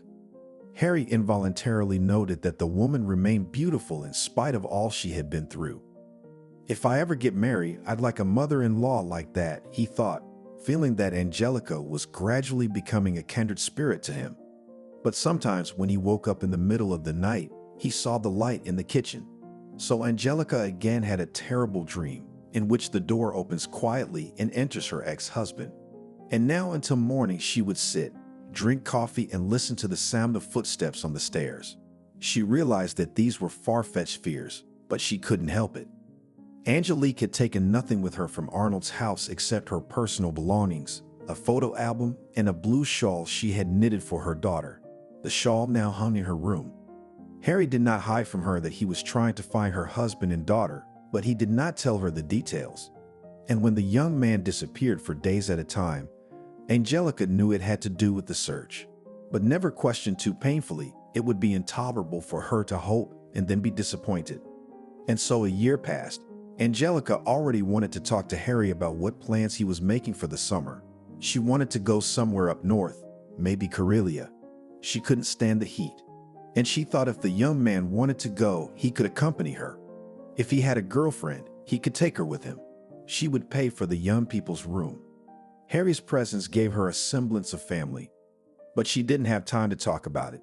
The day came when Harry knocked on her room. "I need to talk to you." Angelica looked up with frightened eyes.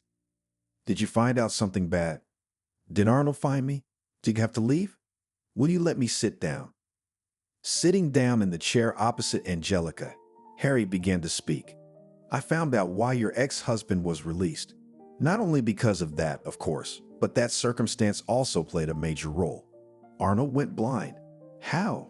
Angelique asked in a whisper. "There, when he was serving time, there was a fight in the zone. He was beaten up badly. A concussion and blindness. He was in the hospital for a long time.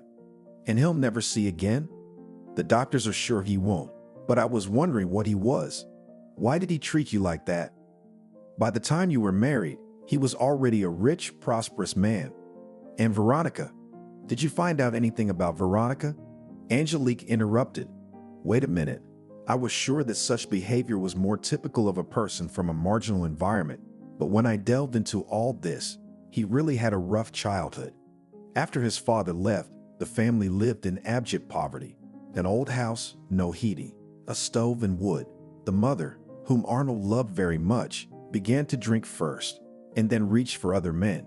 She would leave the house, spend the night somewhere, and the boy was left alone in the unheated rooms. He slept in his jacket when she came back drunk, often with something new. Bragging to her son about a new ring or a new dress, Arnold would ask, "Mom, why did you change me for someone else?" "You, Angelica, the whole life ahead of you," she replied, "and mine passes, and you can't give me anything now. So don't judge me for what I take from others." Maybe that's what gave him the incentive to get ahead at any cost, to become a wealthy man. It was an attempt to prove something to his mother, but it failed. When Arnold began to earn good money, his mother had already died. A life of debauchery is no good. And when he met you, all his childhood complexes were realized. His mother didn't belong to him. She was always slipping away from him, swapping him for someone else. So he decided to make you all his, at any cost. At first, he thought you'd be tied to him by a child together. But then he realized you could leave with a baby in your arms. So he separated you from your daughter. He knew there was no better blackmail than a daughter. He may or may not give her back to you. And as long as he has your daughter, you'll be at his mercy. Then why did he take my hope away? Tell me Veronica didn't want to hear from me. Harry shrugged. Maybe he'd gotten tired of playing that game after all these years. Maybe he just snapped. But he wasn't about to let you go. In your face, he was avenging his mother's childhood. Where did he hide Veronica? That's what tormented Angelique the most. Is she alive? He gave her up for adoption to strangers. Do you know anything about that? Harry was silent for a few moments and the woman held her breath. You can't imagine who raised her. Who did? Your stepmother. He brought her the baby and assured her you'd given her up, and he's too busy working to raise a girl. Maria really did love your father. Her own sons have grown up, and she realized that she could not give the native granddaughter of the professor in an orphanage. So she raised Veronica. Arnold visited the girl, took pictures. Angelica had her hand on her throat. Does she really hate me and doesn't want to know? Is she at Maria's right now? Come with me, Harry suggested. I have something to show you, and I want you to know that I met Veronica and talked to her. Angelica had long ago given the young man the keys to her car, and now the car was waiting for them at the entrance. From excitement, the woman did not realize where they were going. The city ended, then the road turned into the forest. Finally, Harry stopped the car, and shocked Angelica recognized the place where she had once spent her honeymoon with her husband, the cottage by the lake. It had recently rained, and the air was filled with the smell of pine, earth, and leaves. There was a small pier next to the cottage. It was empty now. It seemed as if there was not a single living soul here, but it only seemed that way. Angelica did not immediately see a man sitting in an armchair on the platform in front of the cottage. He was gaunt, with gray hair and dark glasses. Angelica wouldn't have recognized Arnold, but her mind told her it was him. And next to him, leaning toward him, stood a girl. She was saying something to the old man, stroking his arm. Then the girl raised her head. She was as fair-haired as her mother, and with her noble features she resembled her grandfather. For a minute she and Angelica gazed at each other. Angelica wanted to walk towards Veronica, but realized she couldn't move. Her legs were failing. Harry, apparently sensing her condition, took her firmly under the elbow. "You won't be angry that I'm being frivolous?" he asked quietly. Angelica did not immediately understand what he was talking about. Veronica said something to her father and slowly walked towards them. The closer the girl came, the more Angelica's doubts dissipated. There were no tests needed here, no questions. This was her girl, the one she had given birth to and held in her arms only once in her life. 10 steps before reaching the niches, Veronica stopped. And only now Angelica noticed that on the shoulders of the girl is a blue open-work knitted shawl. It was the same one that had hung in Angelica's room a while ago, and looking at it, she believed that she would give it to her daughter someday. Maria knew that her family used to live differently. Her father was a businessman, passionate about his business. His capital was multiplying, and the family was in the happy hopes that life would always change for the better. When the only daughter was still very young, the mother and father had already discussed that they would get married to one of the European schools so that the girl perfectly mastered the language, received a diploma recognized abroad, and when she reached adulthood before her opened the whole world. But the father did not have time to realize all his plans.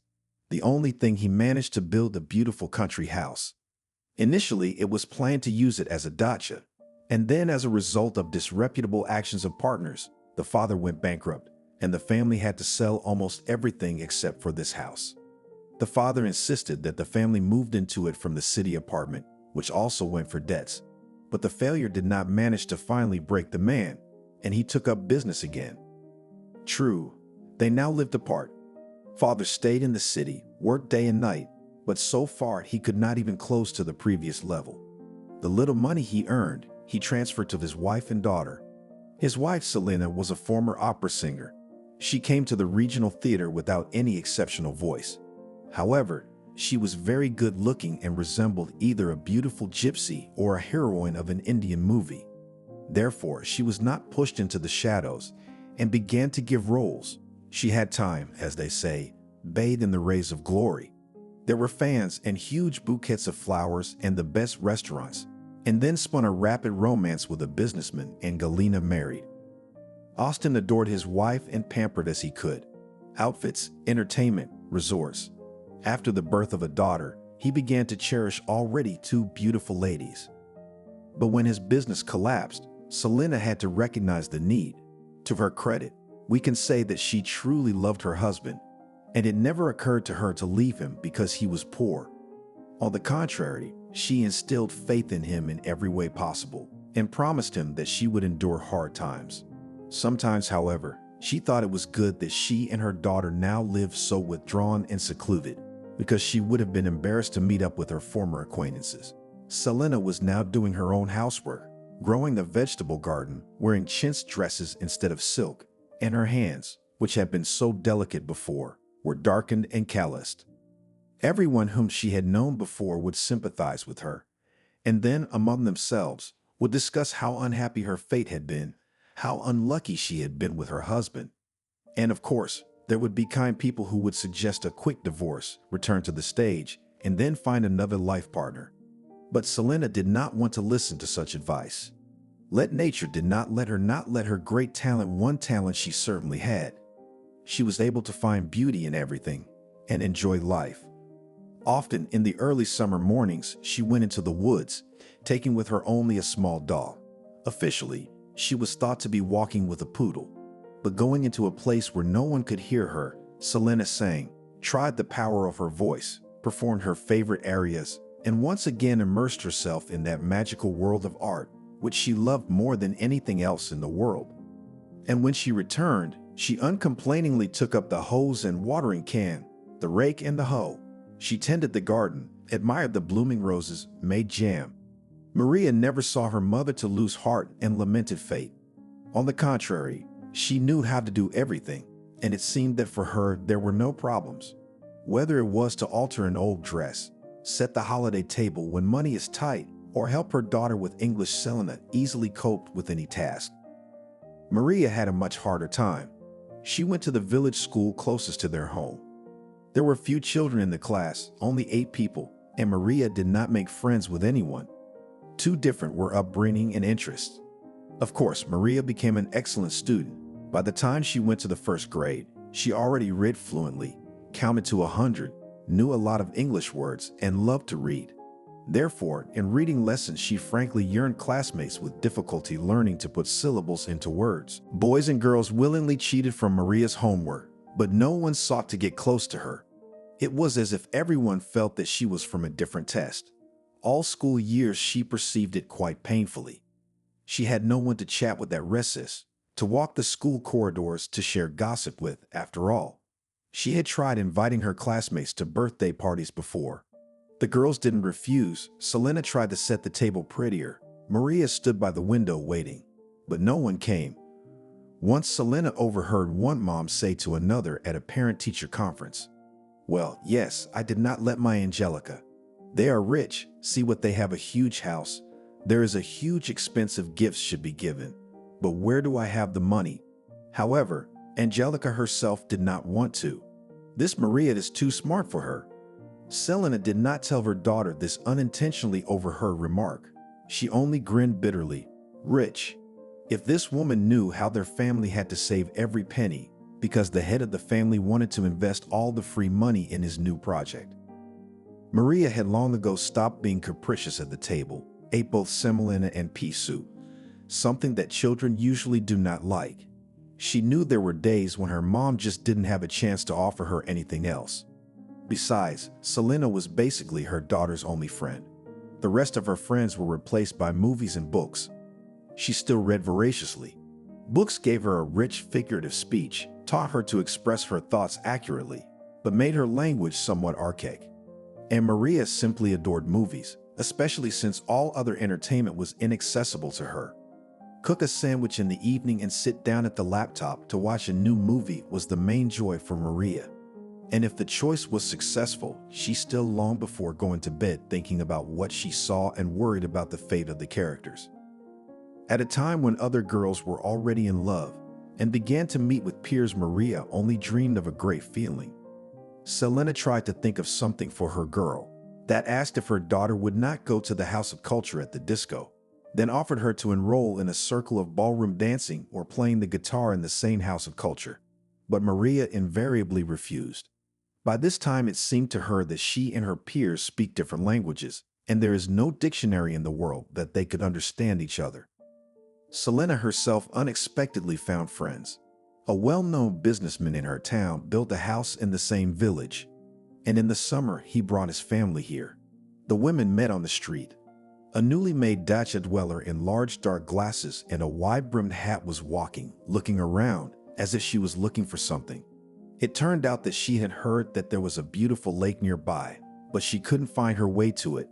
Selena showed her the way, but the lady wasn't in a hurry to leave, but gazed into her face. "Wait, I think I know you. I have a great memory. I'll remember now. Tell me, did you not perform in the theater?" Selena hummed. It seemed to her that her stage career was a thing of the past. Had she ever had one? Barbara, that was the name of her new acquaintance, had seized on that familiarity. She wasn't working. At the beginning of the summer, her husband had already taken her to Spain. But now his vacation was over, and he offered his wife and son to live in the countryside in the fresh air until fall, not in the dusty and heated city. "Be sure to come to us," Barbara called. "We have a piano. You will sing to us. We will organize a musical evening." Immediately she inquired about Selena's family, and when she learned that she had a daughter of 16, she was even more delighted. "And I have a son, Archibald. We'll introduce them, and our children won't be bored this summer either." A few days later, Selena had a hard time convincing Maria to go to the house. They came back close to midnight, and for the first time they had very different impressions. Selena felt like she had a breath of fresh air. The exquisite table, the dishes that she had not eaten for 1,000 years, the fine Spanish wine. But all this paled before the magnificent instrument. It had been brought to the cottage because Archibald had graduated from music school, and his mother wanted him not to lose his fluency. But it was not often that she could get the young man to sit down at the piano. The young man preferred to lie in his room, play on the computer, or asked if he could invite his friends to the cottage, swim in the pool, have a party. Barbara was getting frustrated. She bitterly confessed to her new acquaintance that she did not fit in at all with the young people. She felt superfluous when her son's friends came to visit. But she simply fell in love with Maria. "Like a girl from a fairy tale," she repeated, "in that long dress and lush braids. Archibald, look at her, what a beauty. Is there anyone you know like her? And it's natural beauty, not cosmetics." Maria later confessed that she felt like a heifer in the market, and a heifer that no one wants to buy. A young man, tall, quite handsome, dressed in fashionable expensive things, looked at her with bored eyes. He was going through a time when it was the perky, daring girls that he liked, not the modest ones. Mary thought that here in front of her, a representative of her circle is something that her parents always talked about, but with him she cannot talk freely and at ease. Archibald admitted that he hates to read and does not look at school books. He goes to an elite school, and there the teachers look through their fingers if they are given papers downloaded from the internet. "Where do you think you'll go?" Selena asked with interest. The time when Maria would have to choose a specialty was not far off, so her mother wanted to know what young people preferred nowadays. Archibald shrugged his shoulders with a look that said he had no preferences at all and didn't really care. "Aerospace," Barbara answered hastily. "But it's hard," Selena wondered. "Math, physics. You have to have a special kind of mind. This is not a school program." "My husband has the rector as a friend," Barbara admitted with an embarrassed smile. "There was a big contract, all the computers, different equipment. My husband supplied it to the institute, so we won't have any problems with enrollment and studying. I'm also worried about whether Archibald will be able to cope, but somehow. Tutors, thank God, have never been canceled." The hostess served new cocktails, then asked Selena to sing, and she was so enthusiastic that the rest of the evening turned into a recital. Barbara was delighted and literally begged her guests to come to her more often. "There's nothing to do here," she said. "Until I met you, all I could talk about was our gardener. Lucy comes from the city, but she's always so busy, tending the flower beds from morning till night. You can only talk to her about plants. But why did you leave the stage, my dear? You've robbed us of such talent, Archibald, have you?" Archibald still shrugged his shoulders uncertainly and was the first to leave the company, showing that he was frankly bored and preferred the company of a computer. But Selena and Barbara met more than once in the coming weeks, and both came to realize how wonderful it would be if a romance were to develop between their children. The girl is modest, no pretensions, and yet from a good family, Barbara thought. It's a godsend. Archibald's a completely willowy boy, but age takes its toll, hormones play.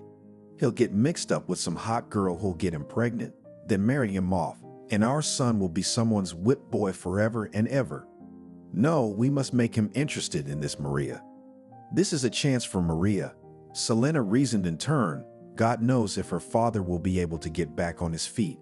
It could very well be that we will spend the rest of our lives in poverty. And what kind of life would that be for the car?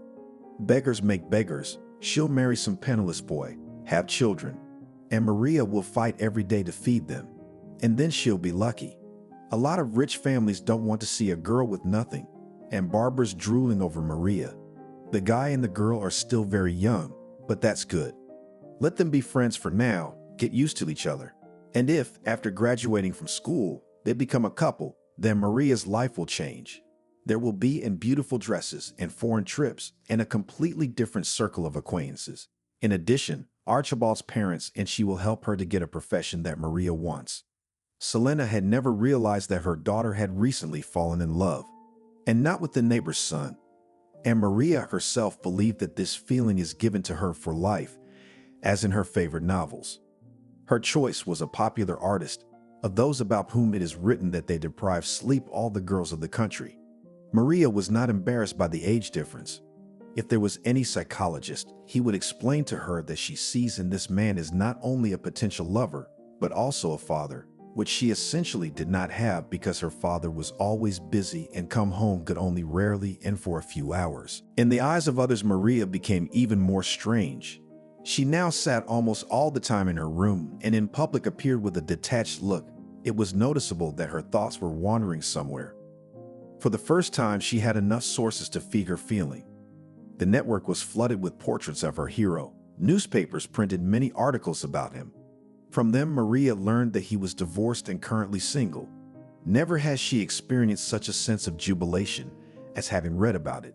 But the main thing, of course, were the movies. She watched them endlessly and always imagined herself in the heroine's shoes.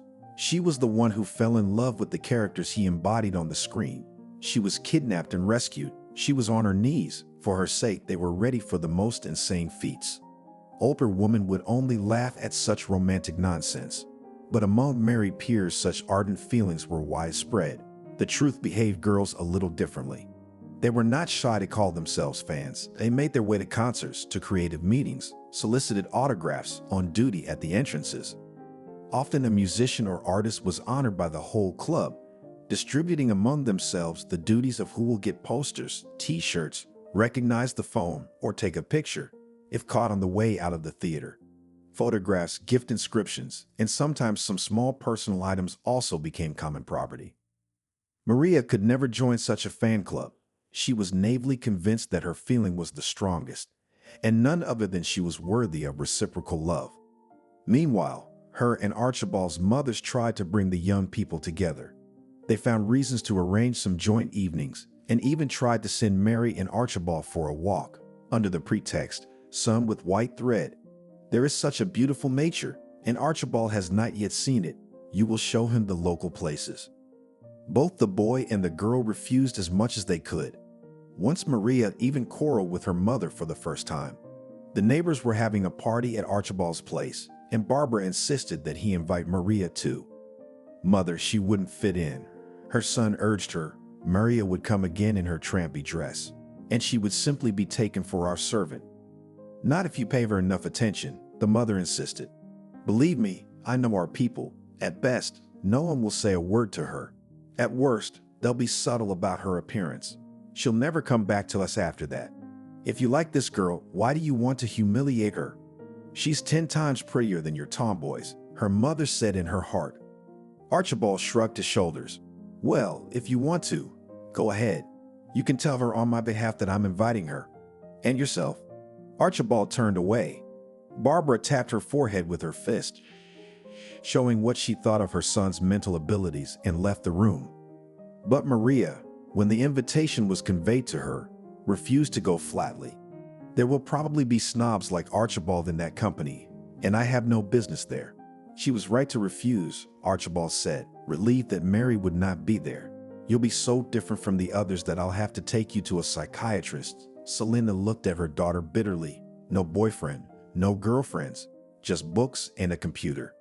Are you ashamed to be the mother of such a daughter? Maria replied with sudden harshness and disappeared into her room, slamming the door. Selena was upset to the point of tears, so much so that she called her husband and told him about the conversation with her daughter. She had never discussed such things with him before. I understand our girl is still very young. She has time ahead of her, but judging by her behavior, I am so afraid that she will miss everything.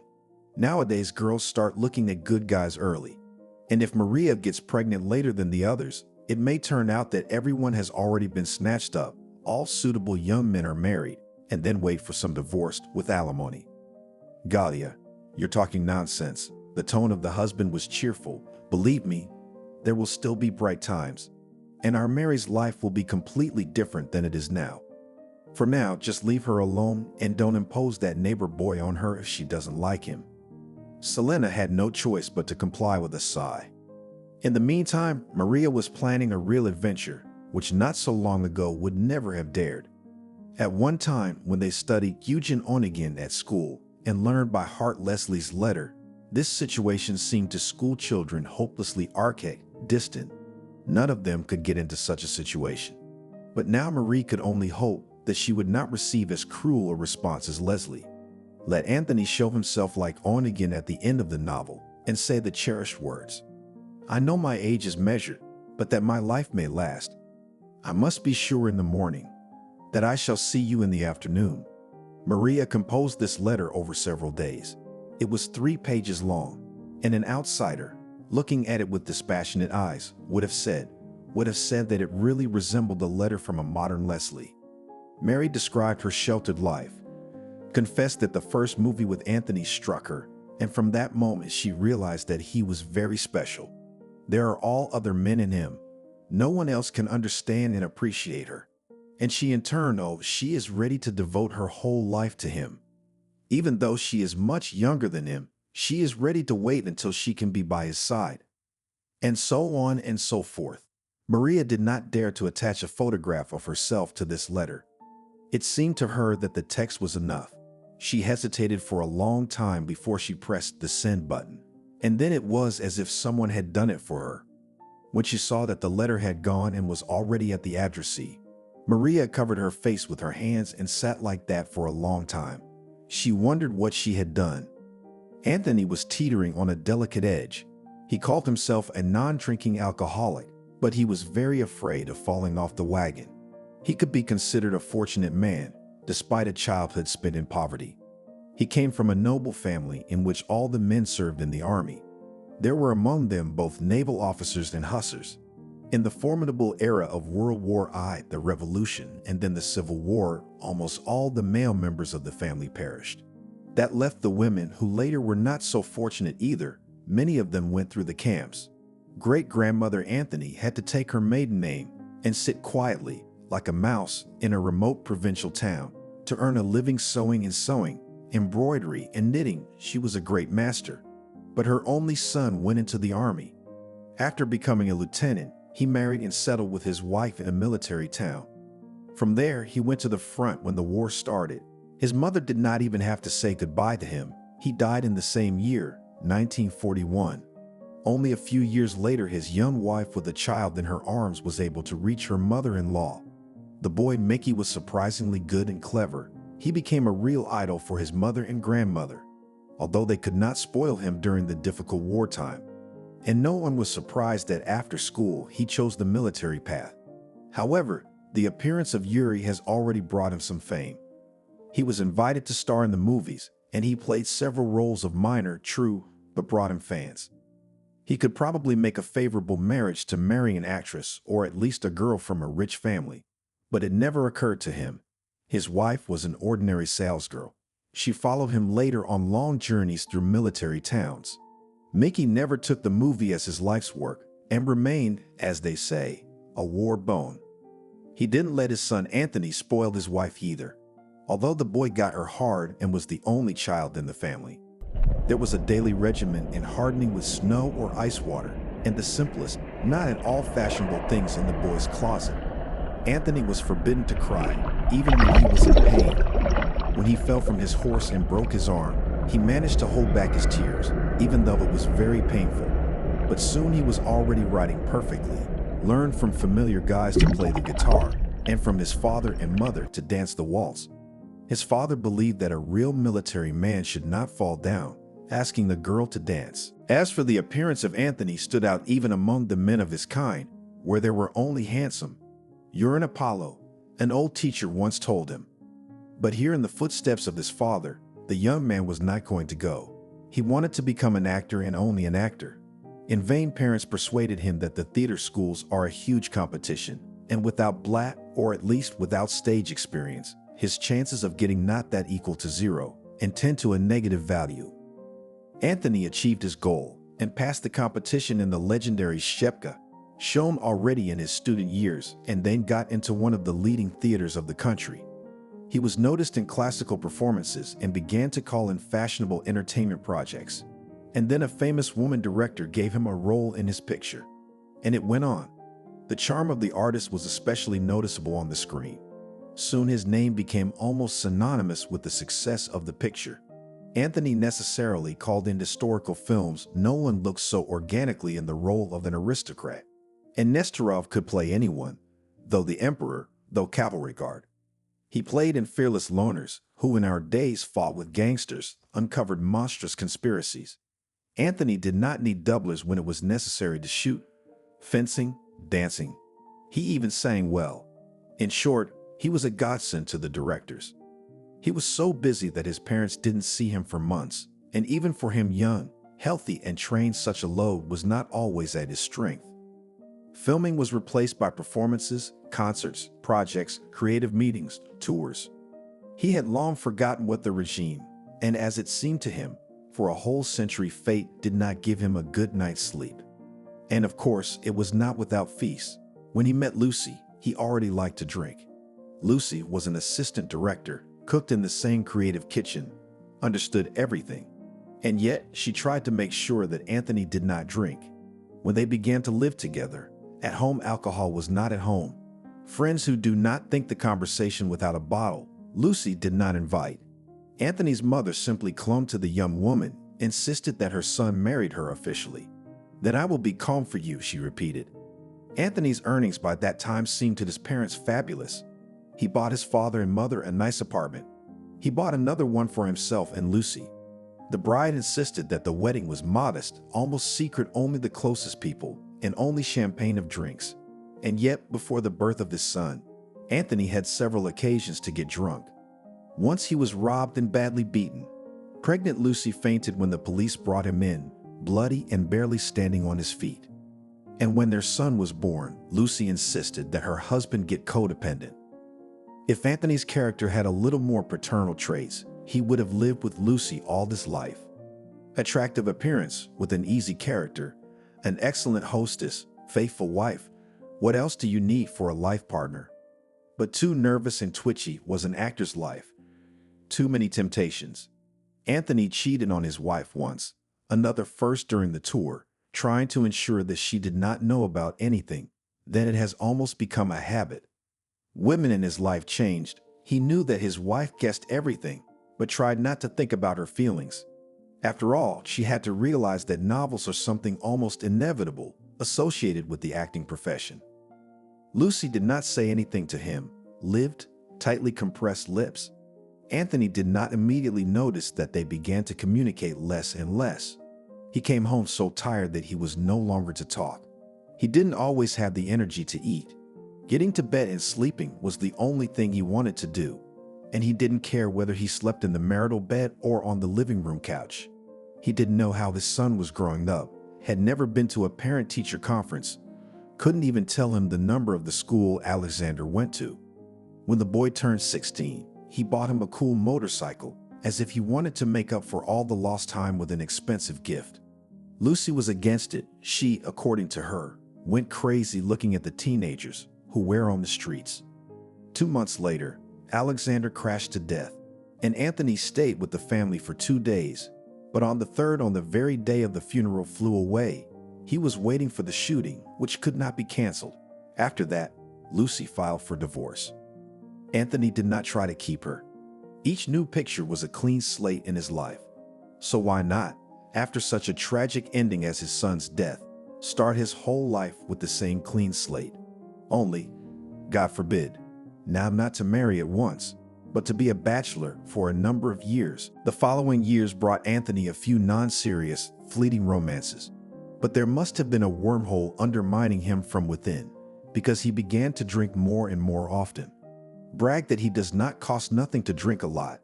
He gets tipsy much later than all those who sit at the table. It didn't end well. First, Anthony began to disrupt the shooting, was late or came in such a state that did not keep on his feet. He was forgiven for a while. Then the directors began to express dissatisfaction. Too expensive, cost addiction of a famous actor. Anthony, whose offers of new roles always exceeded his capabilities, broke up with several directors and at some time went to the theater. However, here the case went even worse. Nestorov did not cost nothing to come stone, even at the premiere. He forgot the text, ridiculed partners, insulted the audience.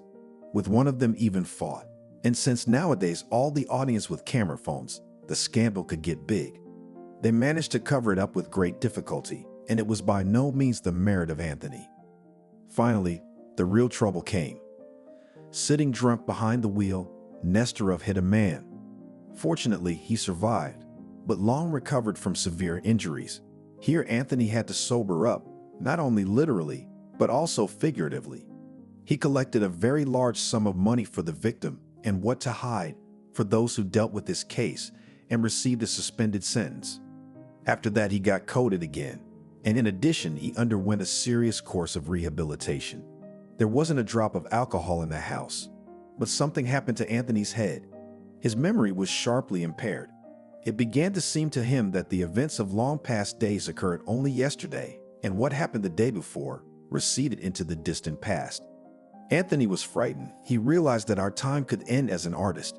He will not be able to memorize the text of the next birth, will not orient himself, what he should do and say in the course of the performance. Having collected the last funds, he went abroad for treatment, disappeared for a long time, did not give anyone news about himself. Only his parents knew where he was and what happened to him. Anthony returned not alone, but with an assistant, who he called his right hand. Alex he entrusted to conduct all his affairs concerning contracts, schedule of the day not to forget anything, organization of meetings and other things. And himself focused only on acting. Physically, he managed to recover. He lost weight, regained a good complexion, a trim figure. Gray hair could successfully hide the makeup artist. And thanks to these events, Stone's game has gained even more depth than before. Now Anthony was again in demand. He played several bright roles, earned good money. With women, he now does not contact at all, which is very upsetting to his elderly parents, who still dreamed of grandchildren. As for the craving for alcohol, it remained, but only Nestorov learned to fight it, and simply left the company if there was supposed to be a feast with a drink. He was in that middle age, when the strength is still enough, and loneliness is not frightening. But you already realize that you need to make efforts, a lot of effort to maintain health and appearance at this level. Anything less and you'll be pushed out by the young. And to lose his job, Anthony feared more than anything in the world. Profession actor gave him all the fame, money, travel, fans about whom they say it is worth a snap of the fingers and will come running. But only a snap of this clicked. None of the girls could not wait. Anthony followed the daily regimen as strictly as it would be a sportsman. Ate only healthy food. He had his own nutritionist. Did not skip classes at the gym and did not avoid rejuvenating procedures. Over time, he began to trust his secretary more and more, deep down realizing that he was superior to him in mind and character. But Alex skillfully defended his interests in everything that concerned the business sphere, did not teach, did not judge, was able to keep his mouth shut, and even admirers managed to keep at a distance so that they did not complicate Anthony's life. Alex told little about himself, but Anthony knew something about him, because a man who kept his life behind 7 seals, he would never let him close to him. If in Anthony's family all men were military, then Alex came from a merchant family, and before the revolution all the merchants conducted their business extremely successfully, and became famous patrons of the arts, donated a lot to the arts, bought paintings of young artists, invested in the construction of theaters and libraries. Alex's parents divorced early. His father married a young woman, and the first wife had to raise 4 sons alone. How much money could a school teacher make there? The father arranged everything so that he paid symbolic alimony, and the mother had to deny herself everything so that the children were at least fed. In addition, she was desperately short of time. The mother came home, loaded with the notebooks of her students, and checked them until late at night. She could no longer keep track of her own children, and they often got into trouble. There were fights, broken windows, even petty thefts. Alex grew up the most hooligan of the 4, and once almost went to the penal colony together with older kids. He participated in robbery of a market stall. After he miraculously managed to limit himself to the registration in the police, his mother transferred Alex to another school away from the shame, as she said. She didn't want her colleagues to keep complaining about her son every break. But Alex had suddenly gotten smart. He must have gotten a good shake. The prospect of losing his freedom shocked and horrified him. That's when he decided to go to law school. The competition for law school was always big. But in his final year, Alex sat behind the textbooks for days and nights and successfully passed the exams. At the university, it turned out that he has a good syllable, and having received a diploma, he came to work in a newspaper, engaged in journalistic investigations. One of them turned out to be so sharp that the newspaper was closed because a large official did not like to see himself in an unflattering light. At one time, Alex was engaged in crisis psychology, received a 2nd degree. He had his own agency. Actor Anthony, whose life was then going under the rocks, turned to him for help. Cooperation was so successful that Nestorov wanted to take Alex to himself to work only for him. He promised such a percentage of royalties that Alex decided to try. And so they have been working together for about 5 years, and both of them were happy with it. Anthony was so grateful to his secretary that he even arranged a role for him in the picture. He himself played a battalion commander. Alex got the role of a fighter, which he successfully coped with. Well, consider yourself saved for history, young and beautiful, laughed Anthony. Well, did you like to shoot? Do you want more? No, Alex refused. Thanks for the experience, but I prefer to do my own thing. Fame is not for me. This summer, both the artist and his assistant looked bright. By mid-July, Anthony planned to be free and go somewhere on the islands of the Southern Hemisphere. He offered Alex to go with him and even undertook to take for himself a large part of the expenses. But he didn't agree. Alex knew that his work with Anthony was good, but it was temporary. That's why he was writing the book, planning to organize his own psychology courses soon. All this required time. And in the remaining weeks of the summer, he was going to take a trip up north. He couldn't stand the relaxing heat, and the word travel usually meant the Baltic states or Scandinavia.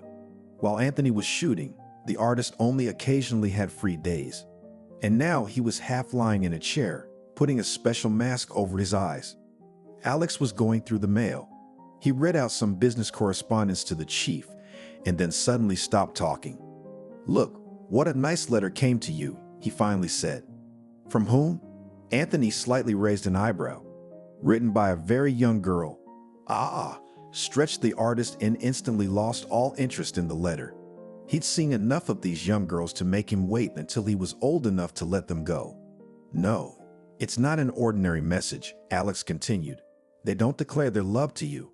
They don't offer to give birth to a child from you. They don't even ask for your autograph. You're just being given your soul." And since Anthony was silent, Alex read him Maria's letter. For several minutes, neither man spoke a word. Both men, who already had a rich life experience, were embarrassed. But it was not vulgarity that had long ago failed to impress them. And now before them was the confession of a girl naive and pure. They had not seen such a girl for a long time. Maybe only in their youth, when they were almost children themselves. "How old is she?" Anthony finally asked. 16, Alex answered at once. He snatched that number from the text. "Answer her something yourself," Anthony said. "I'm not good at writing." "But she's waiting to hear from you." "Well, write in my name. I have no secrets from you. Somehow, write softly so as not to offend. Like, I'm grateful and all that. Just don't promise I'll meet her. I don't need any more accusations of pedophilia." Alex nodded. Soon after that, the business distracted his thoughts from the letter. He remembered it already late in the evening as a matter unpleasant but necessary to do. He knew that giving this young girl a turn, even in the mildest form, would be a blow to her, but there was no other way out. On behalf of Anthony, Alex wrote to Marie that he was grateful for her sincerity and such a high evaluation of his acting. However, such is the life of all young girls fall in love with famous people, singers, musicians, artists. It is akin to a disease, which must be overcome. Later this feeling will pass, and only a good memory will remain. He, Anthony, wishes Marie that her life turned out happily. She met a worthy man, whom she will love, and found a profession to her liking. It means a lot. Professional success will always keep afloat in difficult moments. And he also hopes that Maria will continue to watch his paintings, and he in turn will try not to disappoint her with his game. He finished with the words, "Yours sincerely." After sending this letter, Alex, for some reason, could not sleep for a long time. Maria had lost both peace and sleep in the last days. At night, she woke up several times and checked the mail. The hope of getting an answer and the horror of what she had done, all these strong worries were reflected on her face. And her mother had asked her more than once if she was ill. She opened Alex's letter half an hour after it had been sent. It burned her like a blow to the face. She had never felt such pain and disappointment before. Though really, what had she hoped for? That her favorite artist would come riding after her on a white horse. Or at least himself will get her phone number and call with the words, "I've been looking for you all my life. Only you can save me from loneliness." God, what an idiot she is. The whole next day, Maria sat in her room. Selena went to her new friend. At first, Maria decided not to say anything, but it turned out she was in too much pain to say anything. This letter revealed the fact that she was embarrassed by her poverty, feeling that she deserved a better life. If she were very rich or very famous, her favorite actor would speak to her very differently. He wouldn't dare reject her. So Maria composed the following letter. She thanked Anthony for the answer, but she noticed that he did not know her at all, so the bright future he had drawn for her did not suit her. Her father is too rich. He can't imagine that his daughter will have to work. Most likely, he'll try to get his Harris into a lucrative marriage with one of his partners, maybe one of those connected to the world of filmmaking, producing movies. In one thing you are right, Maria wrote, of course, I will soon look back on what I addressed to you as a prank. I am still so young.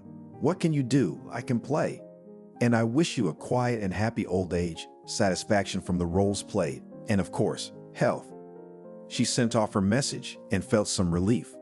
Alex did not expect any reply.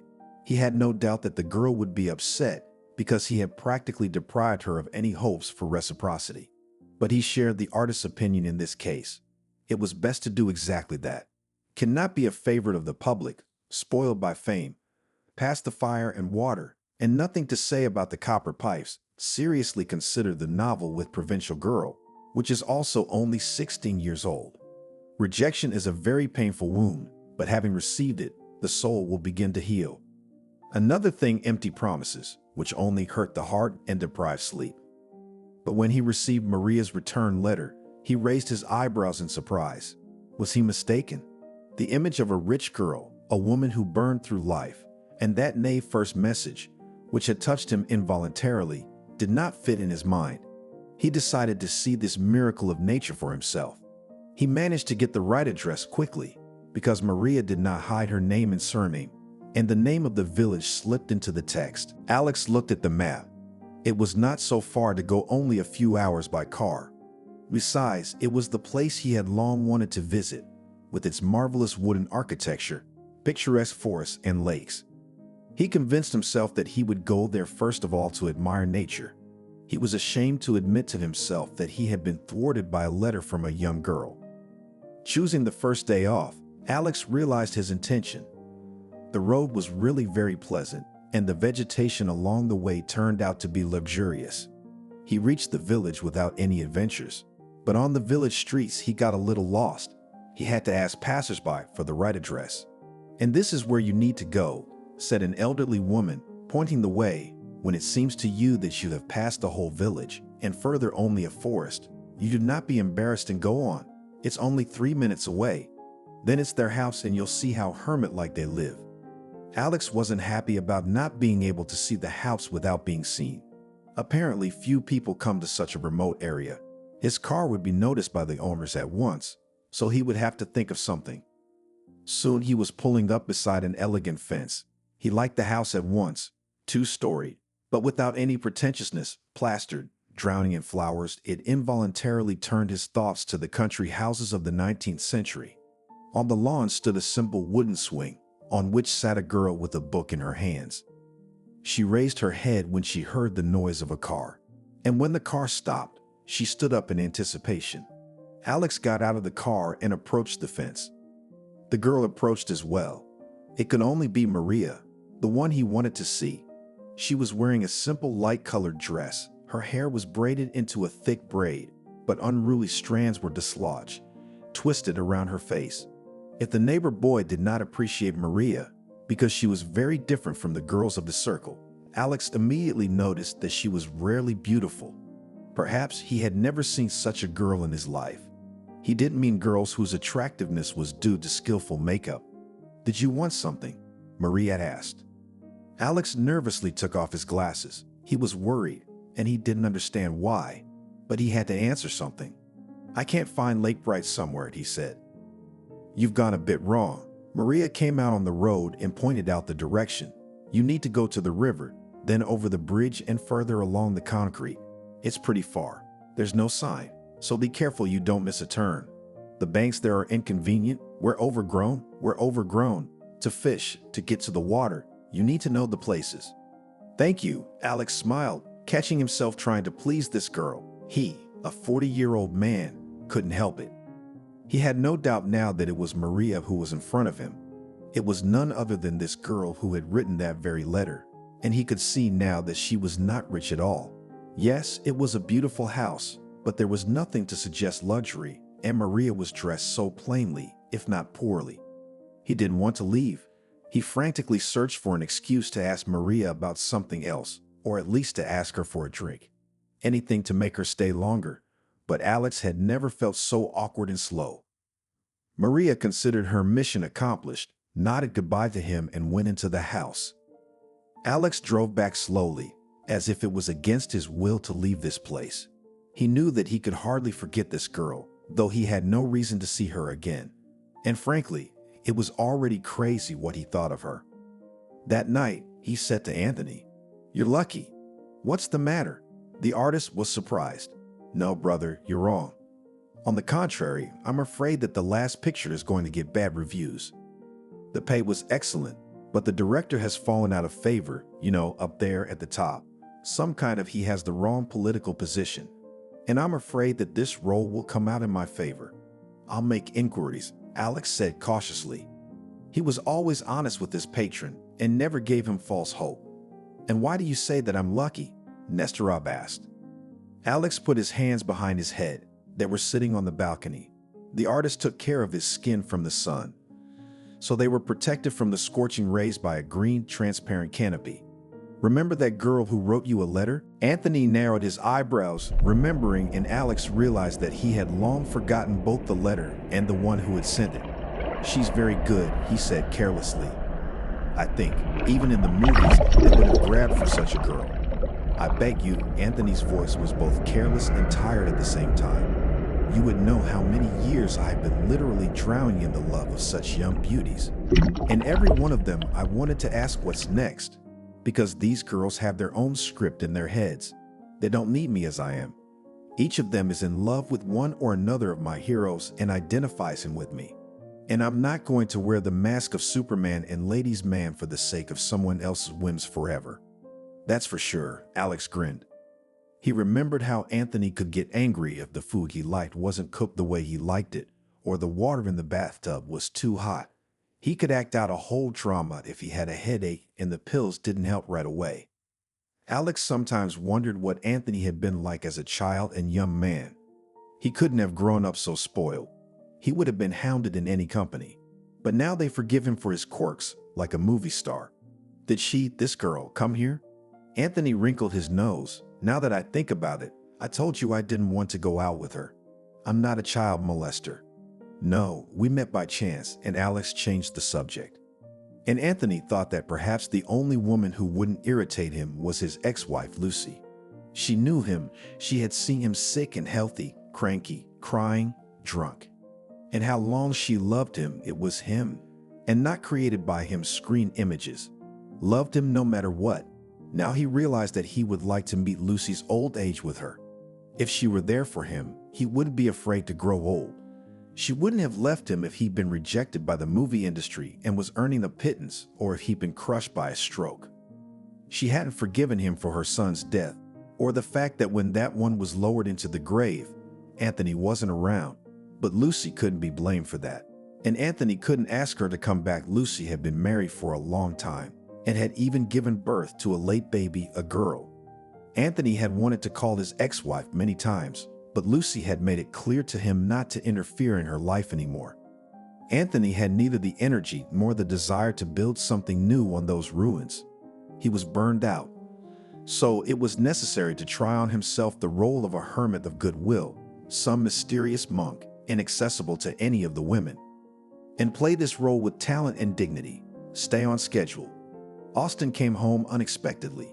Selena and Maria are used to that. If he comes, then closer to the evening, breaks out for a few hours, and at dawn is already hurrying back to the city, to his business. But this time a familiar car came to the house in the morning, and the look of the husband and father was mysterious. His eyes were shining, as if he had become 10 years younger. Of course, the people at home were overjoyed, but he seemed to hesitate to tell them the news. It was not until they were all seated at the table, and Selena had served coffee and cream pancakes,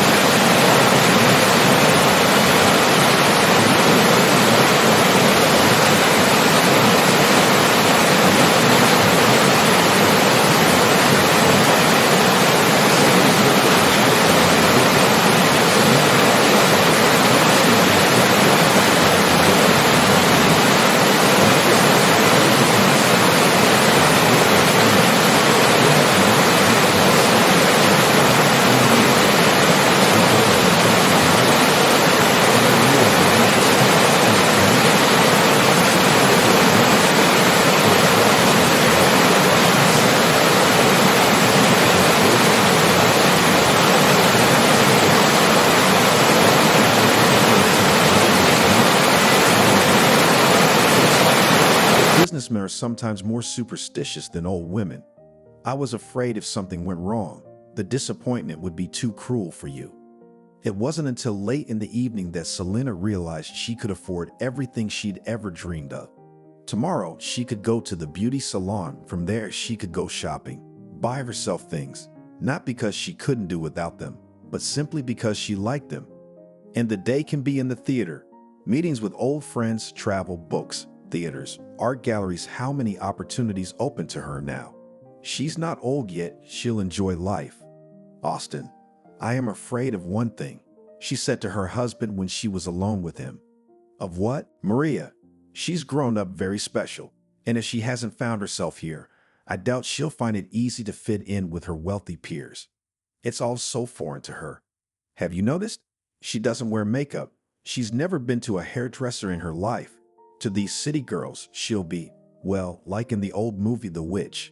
She's a savage, in a word. Let's ask her, Austin suggested. If she wants to change her lifestyle, to be like her peers, she can do it. To her parents' amazement, Maria asked to go to town. I feel that I really have a lot to lose if I stay here, she said. Daddy, your money has really come at such a good time. They agreed that Maria would return to the city with her father, first to see the mansion he had bought, to get a taste of city life, and then they would return for Selena, who would prepare for the move. When Maria stood on the doorstep a week later, Selena hardly recognized her own daughter. It was because the girl had never radically changed her style that the change seemed so striking. I consulted with my partner's wife. She picked Maria up and took her to her stylist. And then they went shopping. It was nice, wasn't it? It was, Selena said quietly. No one could think that the girl looked like her 19th century counterpart.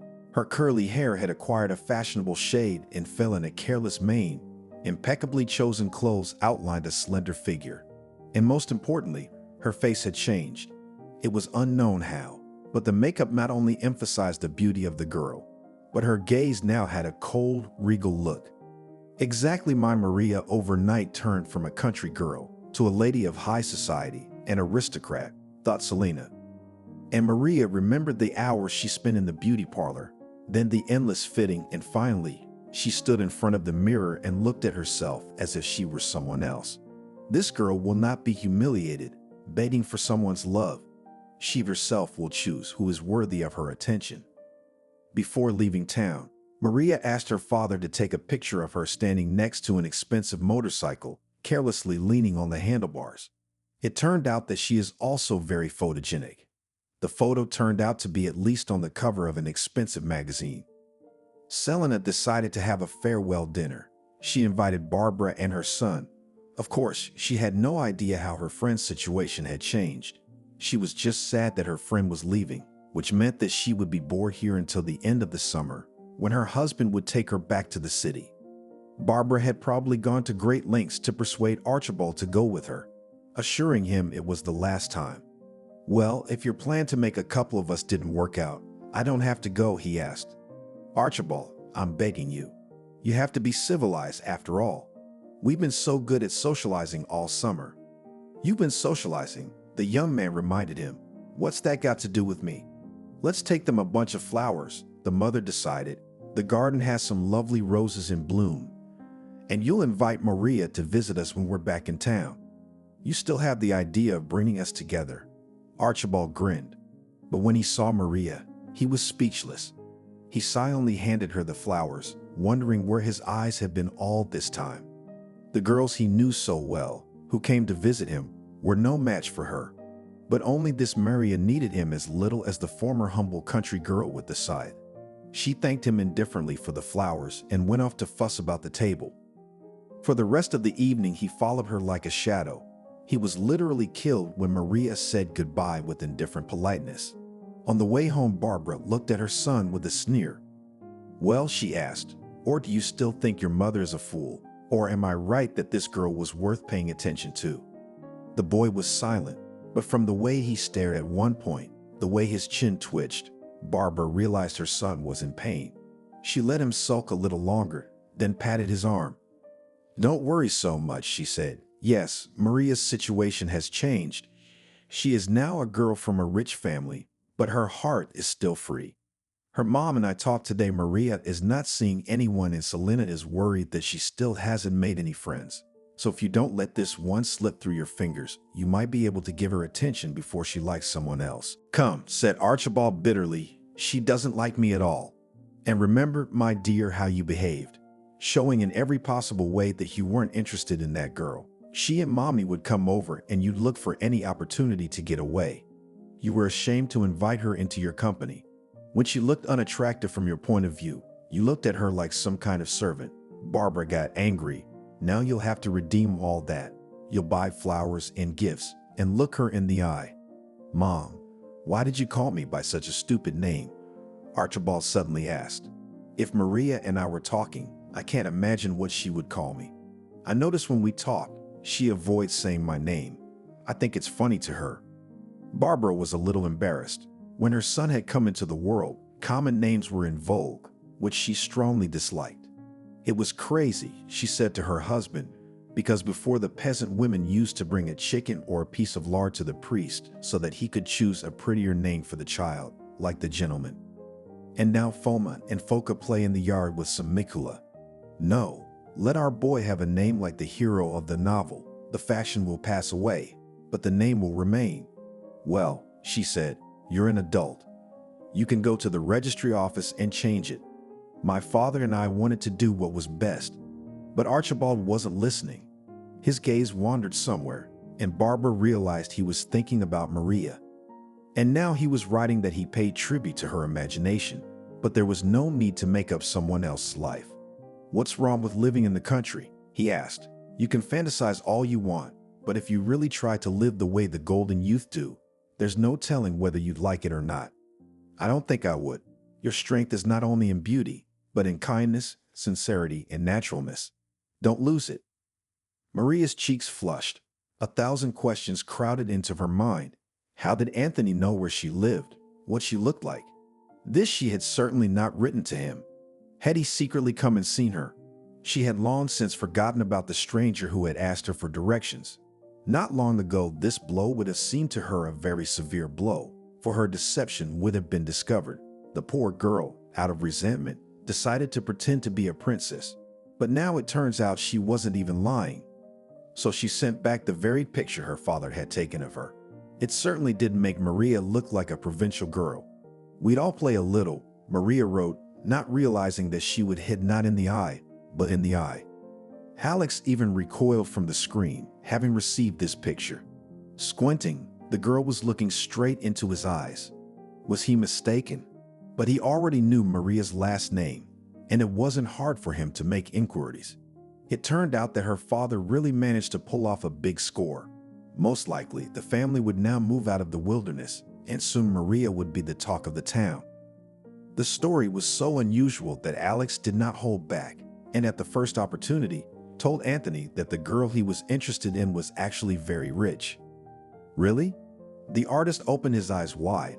Well, you managed to interest me. Invite her over. Why? Alex was not only surprised, but alarmed. Maybe I'm pleased that I, at my age, can still interest very young girls.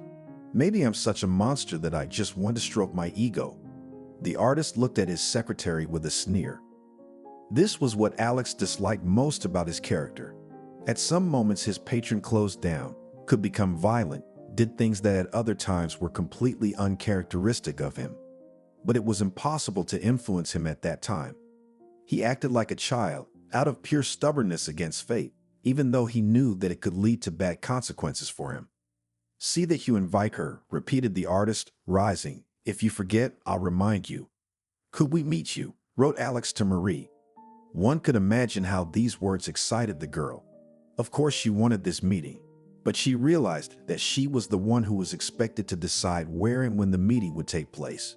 Being completely inexperienced, she was afraid to set a date in a park, or a cafe, or a restaurant. Maria hardly knew the city, had never been anywhere, and in fact, this was her first date. And though maybe it was completely wrong, she'd invited Stone to that new house her father had bought. Asked him to come over in the afternoon, when Austin was sure to be at work. We'll have to talk, Maria thought, looking forward to meeting Anthony, and without anyone interrupting. And somewhere in the park, God knows who'll be around. He's a famous man. They probably don't give him a pass. Everything worked out very well. Selena affairs were delayed in the village, and Maria and her father returned to the city. She spent a long time trying on outfits and finally settled on an exquisite dress, one of her latest purchases. Since the morning her father left for work, she hadn't been able to find a place to sit. And when she heard the car pull up, she went downstairs without waiting for the bell to ring. She opened the door, frozen with excitement. What was her amazement and disappointment when on the threshold she saw not the artist, but the very man who had asked her for directions not so long ago. And now she remembered him. "You," she exclaimed. There was both disappointment in that exclamation and a plea to fate to let this turn out to be a mistake. "I need to talk to you," Alex said. "May I come in?" Not understanding anything, Maria backed away from the door. Following the hallway was the living room. Alex waited until Maria sat down and sat on the edge of the couch. "I realize you weren't expecting me," he said. "But where did you come from?" "Because it was me who wrote to you. On behalf of Anthony Stone. I'm his secretary." Maria turned sharply away from the window. She rested her chin on her hand, her face almost invisible, but Alex thought she was going to cry. She was scared, desperately scared, shaking with terror. She had opened herself up to a complete stranger, and what was he going to do now? Maybe he wants to make fun of her to the whole world. He would make up an article for some tabloid newspaper, and they would quote her letter. The press could only grasp such a racy occasion. "Maria," said Alex, as if guessing her thoughts, "I erased all our correspondence because I didn't want you to remain in a false position. You just don't know this artistic, starry world. I've had to relieve Anthony of harassment from obsessive female fans many times. I'm not for 1 minute comparing you to them. I just wanted you to understand why I was involved in this story. Anthony is very busy, and absolutely all of his correspondence goes through me. He eventually read your letter, and he instructed you to answer it?" Maria said with difficulty. "Yes." Alex did not quibble. "Do you still want to see him?" Maria shook her head, which meant no. "Did you come to see me on his instructions too?" she asked. "No," Alex said. "Believe me, I'm telling you the truth. Your letter reached the wrong target, but it hit that other target. I just wanted to see you, and if you allow me." "Go away." Maria's whisper was like a squeezed scream. Alex stood up. He looked at the girl for a few moments, then bowed his head for a moment as if in a bow, and quickly went out. "Well, did you call that girl to us?" the artist asked him in the evening. "Forget about her," Alex replied. "But if I want her to come," Anthony's eyes narrowed, "should I call her myself? I can't remember the last time a woman refused to let me see her. If you call her, I'll quit immediately." Alex leafed through the paper. He seemed to speak in a careless tone, but Anthony knew his assistant too well. "Even so?" he asked. "Exactly like that." Anthony was silent for a few minutes and then said, "That's it. Let's forget about it," and turned the conversation to another topic. The next day, Selena came to town.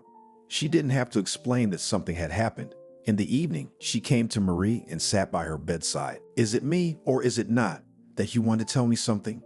If not, I won't insist." "Mom, does first love go away without a trace, or is it like a lifelong burn?" Maria sat with her arms around her knees, looking like a little girl. Selena closed her eyes. She was definitely transported back to the days when she had first fallen in love herself. She was just a little girl then, and her family called her Lana. It was a hot summer, and they were vacationing at a campground. Torbaza Wave is a kingdom of the state in the forest. Nearby there is another recreation center, Podsnesnik, but the native Volma, to which my mother is given vouchers from the plant 100 times better. Let in Podsnesnik beautiful wooden houses, similar to the old Terums, and its own pond with lilies, but in the Wave wonderful much more. For one thing, it's on the beach. Last year, Lana and her mom and sister Lucy lived on a landing stage like a ship. The gangways, the water near the shore, it is golden like tea, and from the other side of the landing stage dark over the unknown depths. And the splash of the waves hitting the planking. When you wake up in the morning, you feel like you're being rocked, just a little bit, lightly, weightlessly, but rocking. It's like being in a cradle. And this year they're living in a house. There's a lot of them. Tiny little houses like Pumpkinhead's shelter. Nothing fits in there but 3 beds. And if someone comes to visit and lies on the floor, their feet are sure to stick out the door. Lana, on her way back from the washroom, took one more look at her. It's okay to stand and stare. No one's up yet. Lana wakes up first, before she gets up. She does not like to get up after the general wake-up, when some joyful voice for the whole camp, through the speakers barked so that the bed will fly off. Comrades vacationers, wake up. Good morning to you. In the washroom immediately a crowd, and this joyful occupation to wash under the sun, under the birdsong, and cones under the feet. And the cheerful noise of pine trees is replaced by haste, the cue. Lucy taught Lana to brush her teeth for a long time so that her mouth burns and you feel like a dragon. Fire breathing. Lana taught it to her campground friends Anna and Jessica. Anna's the same age as Lana. She's 8. She lives here with her mom. Both of them are very similar. They are full-figured, soft even in appearance. Their hair is long and fluffy. Anna has everything cozy, beautiful like hers. Pink socks with flowers and pearls stitched on them. Anna is afraid to take with her, where she and Sveka usually climb a tree, or behind the fence to the far bay. But how about something irreparably dirty, torn, and both of them will be upset to tears with their mother. Sveka is 11 years old. She and Lana. She is the daughter of the local music teacher, music director, and at the campground stays out of sight from the beginning to the end of the vacation. Jessica is skinny, freckled, and independent to the point that as she is around there is no need for adults. Jessica can handle anything in the world. It's hard to imagine what would have to happen to piss her off. She herself told how at the beginning of summer, in the first shift still, on that path, which is along the embankment, deeply cracked her late bottle shard freaks that broke the bottle from Buratino. There was blood, and the heel was hanging on a string. So what? Anna asks with horror. And nothing. Went with Daddy to the medical center. They're stitched up. And 10 days on one leg jumped. Here, our volleyball with Potty Snesnik played, and I'm like a fan dumbest sitting. Anna, who turns pale just passing by the medical center, where syringes are stored in cabinets, is shocked and silent. And they still funny to remember at first decide to test Jessica in the window of her cabin to throw frogs. There were no frogs in the river, of course, but beyond the campground, among the impenetrable bushes, there was a path to a narrow bay. Frogs lived there pretty. Even Anna was not afraid of them. The size of a nickel, green Puskaskavshi, toys and only. Lana even got a toad, but she didn't take it in her hands. She didn't take such a big sticky one. It's 100% warts on her hands, but jumped away, giving the toad the way. She and Anna hoped to catch Jessica with the frogs. If something alive is thrown at you while you're asleep, you'll be squealing while you figure out what it's moving. They wanted Jessica to be like them in some way. One of the frogs jumped away from Anna, and she clumsily caught it, picking up all the garbage with it. The window in the wagon was open, and they both knew that Svekin's bed was just under it. But nothing like a squeal followed. About 5 minutes later, Jessica appeared on the doorstep, wearing her father's familiar white t-shirt, which reached almost to her knees. She'd slept in it like a nightgown. Jessica wiped her face with both hands as if she were washing her face. "What asshole put sand in my eyes and mouth?" she said menacingly. And suddenly she chased after them. And since you can only catch one of 2 birds with 1 stone, it was Anna, whom Jessica could easily have caught even with her heel cut off. But Jessica not only caught up with her, but suddenly and meanly shoved a frog clenched in her fist by her scruff. And the rapturous squeal went all over the wave campground, where there he flew to the snowdrop. Breakfast. The dining room is warm after the morning freshness. Smells burnt milk. For breakfast, they always give semolina porridge. Lana feels nauseous even at the sight of the plate. At the table they sit with Lucy. It is only considered that they are on vacation at the camp with Mom. Mom doesn't have a vacation. She comes after work. But you can't travel. There's only one bus that goes here, rarely, maybe once an hour, and it stops high up on the mountain where the highway passes. It's a long way down to the shore, but it's worse to take the same route in the morning and catch the bus and not be late for work. And my mom also has a dacha, which as a capricious girl requires constant attention, to water, to weed, to harvest, and Mom comes a couple of times a week, rightly reasoning that Lucy is already a big 20th year and will look after her sister. Lucy studies at the Institute of Culture and is now on vacation. From time to time, tired of Lana's tricks, she says that anything is better than practice, construction team, or even exams, as long as it is not her sister, with whom it is impossible to let her eyes down. And breakfast is a torment too. If Lana doesn't eat, she'll be hungry till lunchtime. And there are no stores here and nothing to buy. Lucy peels an egg with a sigh and crumbles it on Lana's plate to make it interesting for her to eat. She crumbles it finely, the way they used to crumble it for the chickens in the spring. This dish in the home menu is called egg as a chicken. He chops up a tomato he brought with him and salts it hard. "Do you want to go to the beach?" Lucy asks painfully. A few days ago, she'd taken a nap on the beach, dozed off, and got burned. She was lying in the cabin with a fever, and her shoulders were red, as if they had been burned with irons. Lana looks at her warily and nods. Well, yeah, where else is there to go? She knows that the sun is still healthy after breakfast and harmful from 11 o'clock on. It's like in the cartoon Wait and See when it hits the wolf on the top of his head with its fist. But Lana is not offended by the sun, probably because she loves it so much. She goes out to sit under the sun when she is sick, and if she is sad at heart, she sits and warms herself, and the light goes through her, and she is warm. And the beach is also a whole world. The sand is coarse and white. You take off your shoes and walk, falling almost to the ankle. It's like a carpet or a mattress. It's soft and fun. By the water, the sand is cold, wet, and hard. And in the water itself, it's folded like a washboard, and the glare of the light plays on it. And small fish swim by in flocks. Fry. They're more fun here than in the aquarium. They're masters here, swimming off into the unknown depths. Water's something to be afraid of, Lana knows. She used to swim along the shore, and here on one side is a landing stage. On the other side is a ship of the KUM Club of Young Sailors. Lana was swimming towards it. She was tired, she was floundering, choking, and wanted to get up. She was sure that the water under her was up to her waist, but it turned out that way, towards the ship. The bottom was sinking, and now you can't reach it with your foot. Lana's eyes are crazy. She's about to drown. She scratched her way to the shore with all her strength. The shore is 2 steps away, but from fear, it seems she will never swim to it. She shoveled herself so that she got down on her knees right away. He saw her first. They showed a French movie last night. They showed a new movie every night here. Almost always Soviet, rarely French or Italian.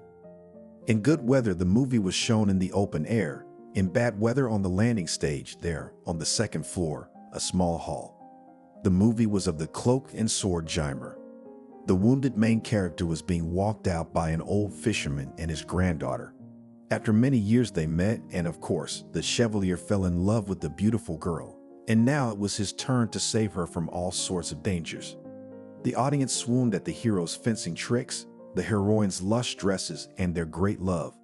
The only really funny one was this little girl at the beginning. And this one, on the beach, was ridiculously similar to that one. In a short sundress, old, laundered, indeterminate pink color, long-legged and tanned, she waded knee-deep in the water and played with the river, caught the waves, sat down in front of them, slapped them with the palm of her hand. She had blonde hair on her shoulders, her face was also tanned, and her eyebrows were almost invisible, whitish, fluffy, and she was laughing with her whole face and all of herself, even with her arms spread out to the river. I wanted to look at her, like listening to a song or a poem. You could not take your eyes off her. Dinner's late, 8 o'clock. You go crazy before dinner. It's true that soon after dinner it's kefir hour, but that's a mockery. Already in the dark, at the door of the canteen trays with kefir. It's cold and sour.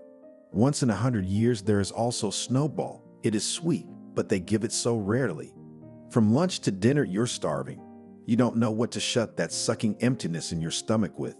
Stores are far away. It is necessary to go through the whole forest, up the mountain to the village. And at the camp, there is only one cafe called Mill. It's made like an old mill. Inside everything is wooden, heavy tables, benches, and it is always cool here. Lana wants to go upstairs to where the steps lead, where the wings of the mill are.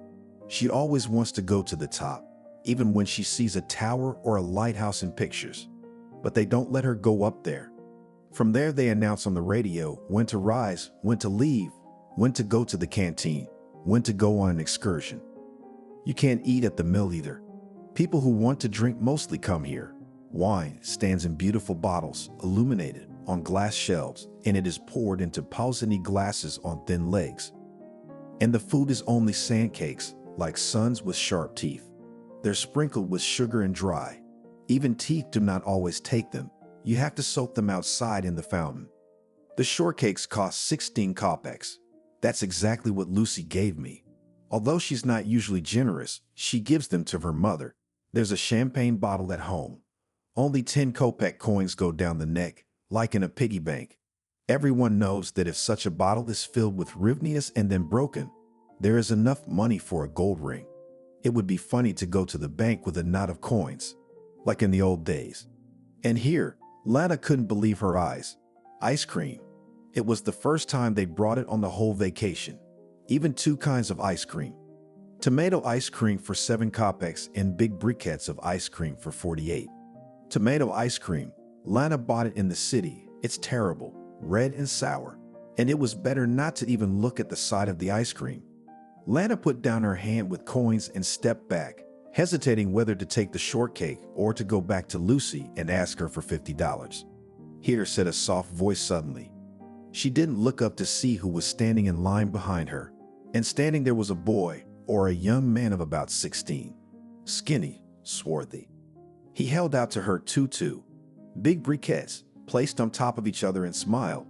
He was a lot taller than her, but she thought they were looking into each other's eyes. His eyes were black, but it seemed to her that there was a light from them. It was only $1. This happiness cost only $1, even less. But he had never seen such a look. She, like an obedient child, told, "Take it," reached out, took it. She was already holding the briquettes against her chest, and only then did she realize that a gift had fallen to her out of the blue. A wizard in a blue helicopter will suddenly arrive. Her hands were small, clingy fingers, and her mouth was as big as a frog's. And her eyes. It wasn't the ice cream that made her happy, it was the miracle itself. She wanted it, and fate said through him. Here, he was this fate for her, since she looked at him. He himself could only look at the book, at the portraits of heroes. The girl turned and ran. She glimpsed a silhouette in the doorway, and he smiled irresistibly. He was here with the boys from the sports school, a difficult boy from a good family, a boy best not left in the city, a boy who wasn't an athlete, but could pull off stunts that a sane athlete wouldn't dare, like jumping from rooftop to rooftop. And his parents, who had a million acquaintances, got him this voucher and asked the coach to keep their son as a freedman. Just keep an eye on him, but no pressure, 'cause he'll spit and walk away. All right, if it's daytime and on the road, not through the woods at night. Sam enjoyed running with the boys in the mornings, a leisurely, bouncy pace up the forest road to the highway. He'd go for a dip in the faucet with them, and after breakfast, when training began. And he was sincerely not interested in neither skiing, nor soccer, nor boxing, and did not want to listen to the coach's nudges. He left first to be a free vacationer, but it quickly bored him, and he found himself in the yacht club Seagull in the neighborhood. Here he was taught not so much by the coach as by the great river itself. He became seasick. He was told that the best remedy for motion sickness was to peel potatoes, and he peeled a bucket of them. But with Barry, the owner of the yacht Neva, it was possible to go to the opposite shore and there to moor and rush into the mountains, to places not yet seen, and even dangerous without special equipment. Nobody laid tourist paths. Here they hung a pot over the fire and boiled potatoes. And with guys on small training yachts, which were always competing, who would overtake whom, you can catch a cheerful wind. And swimming in the open river, and having swam until exhaustion to lie on the warm boards of the deck, listening to the guys making plans for next summer to go down the river, and from there already on the Black Sea. And it was strange to return to the low Turbazov silence, where aunts rinsed their heels in a special trough, so as not to carry sand from the beach into the house, and their fingernails were so pink, manicured. Vacationers dozed in the afternoon and waited for a movie or a concert, and the phlox and rudbeckia bloomed brokenly by the dining room. Lucy went off to see a movie. They brought in an old movie with Gina Lala Brigida, and Lucy is obsessed with those beauties. She sleeps with a clothespin on her nose to make it as thin as theirs. And all the talk, what breasts, what ass. The girls weren't on hand either. Anna's mom took her to the bath, and then she won't leave the cabin. She has to dry her hair. Her hair is long and fluffy. And Jessica is cheering for another volleyball game. Lana went to the shore. The daytime doesn't smell as big water as it does in the evenings. And the lanterns on the waterfront and the lights on the passing ships and their reflection in the river are like beads.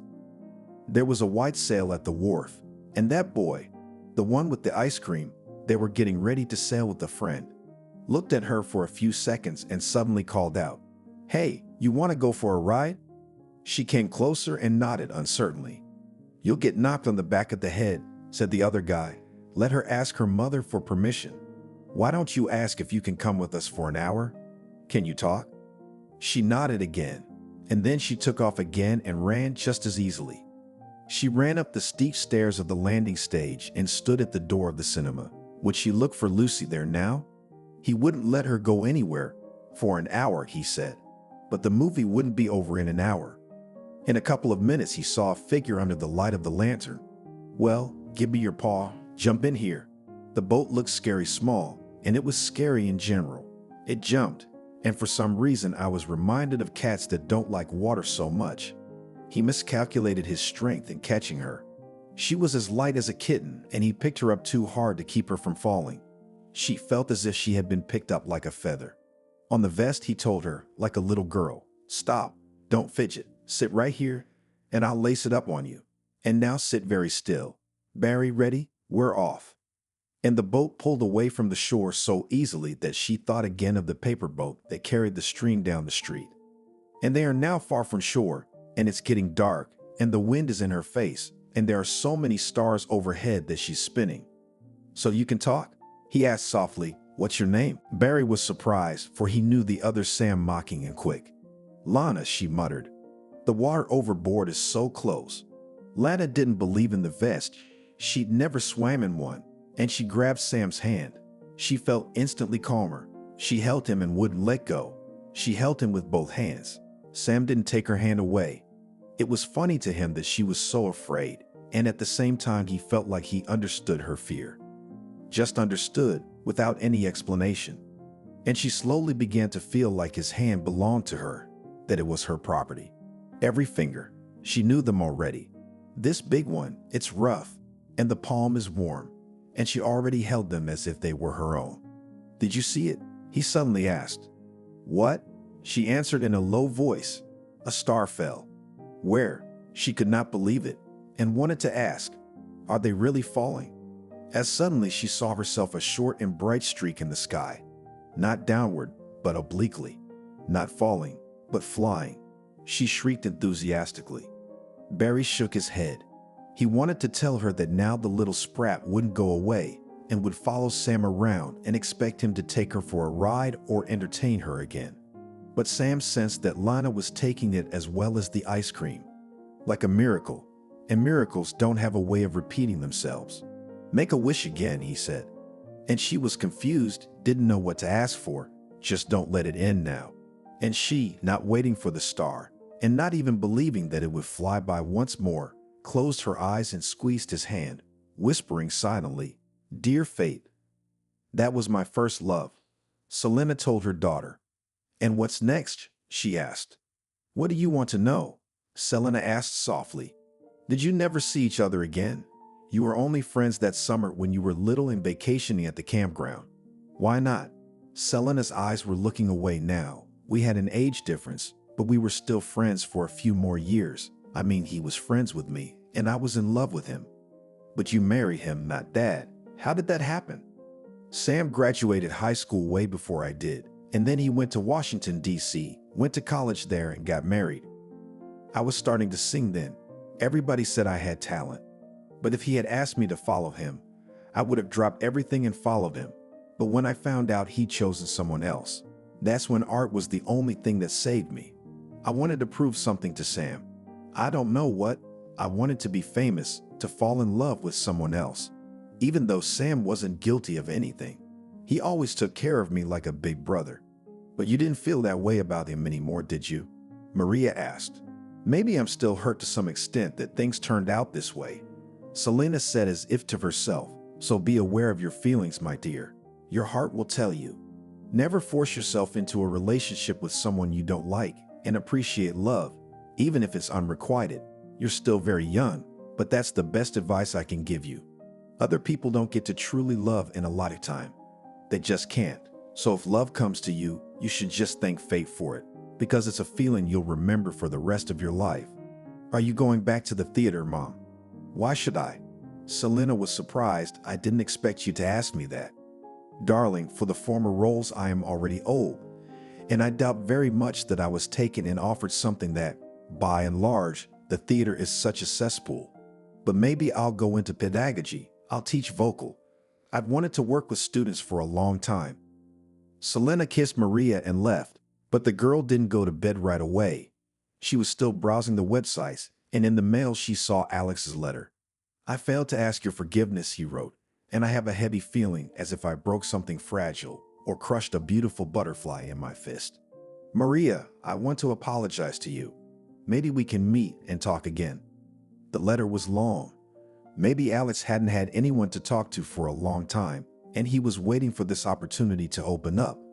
Or maybe he realized that if he simply asked to meet, Maria would turn him down. Alex talked about his life, about how their father had abandoned them, about how hard their mother had raised them, and how he almost went down a crooked road, and then sparing no effort, tried to get out of it, to become a good specialist, to build a career. He described how, thanks to Anthony, he got to know the artistic world, and if he himself had a daughter, he would not wish her to find a life partner in this creative circle. These are adult children, Alex wrote, not all of them, of course, but many and many. And even if you are many years younger than they are, you would still need to behave like an older woman with infinite patience and self-denial. At the end of the letter, Alex asked to see her again, and Maria agreed to see him once more. She herself was hardly aware of the feelings she had for him. Then at the last meeting, he had told her the truth, though he could deceive her further, could weave some story. Maria felt that he would never mislead her again, and she was also surprisingly calm around him. They met in the park, outside Maria's house. This time the girl was dressed up. She wore jeans and a light jacket. I wasn't at my best either, she said to Alex. If anything, make allowances for age. You know from my letter that I'm only 16. I'll be 17 soon. You can wait for someone like you for 2 years or 5 years or a lifetime. He stood up to meet her. Come on, let's walk down the alley, and I'll tell you everything. Maria looked into his face with a questioning look. His eyes were dark, almost black. It seemed to her that she was drowning in them. She nodded, and they walked down the alley, and the first yellow leaves lay before them on the dark asphalt, like gold coins.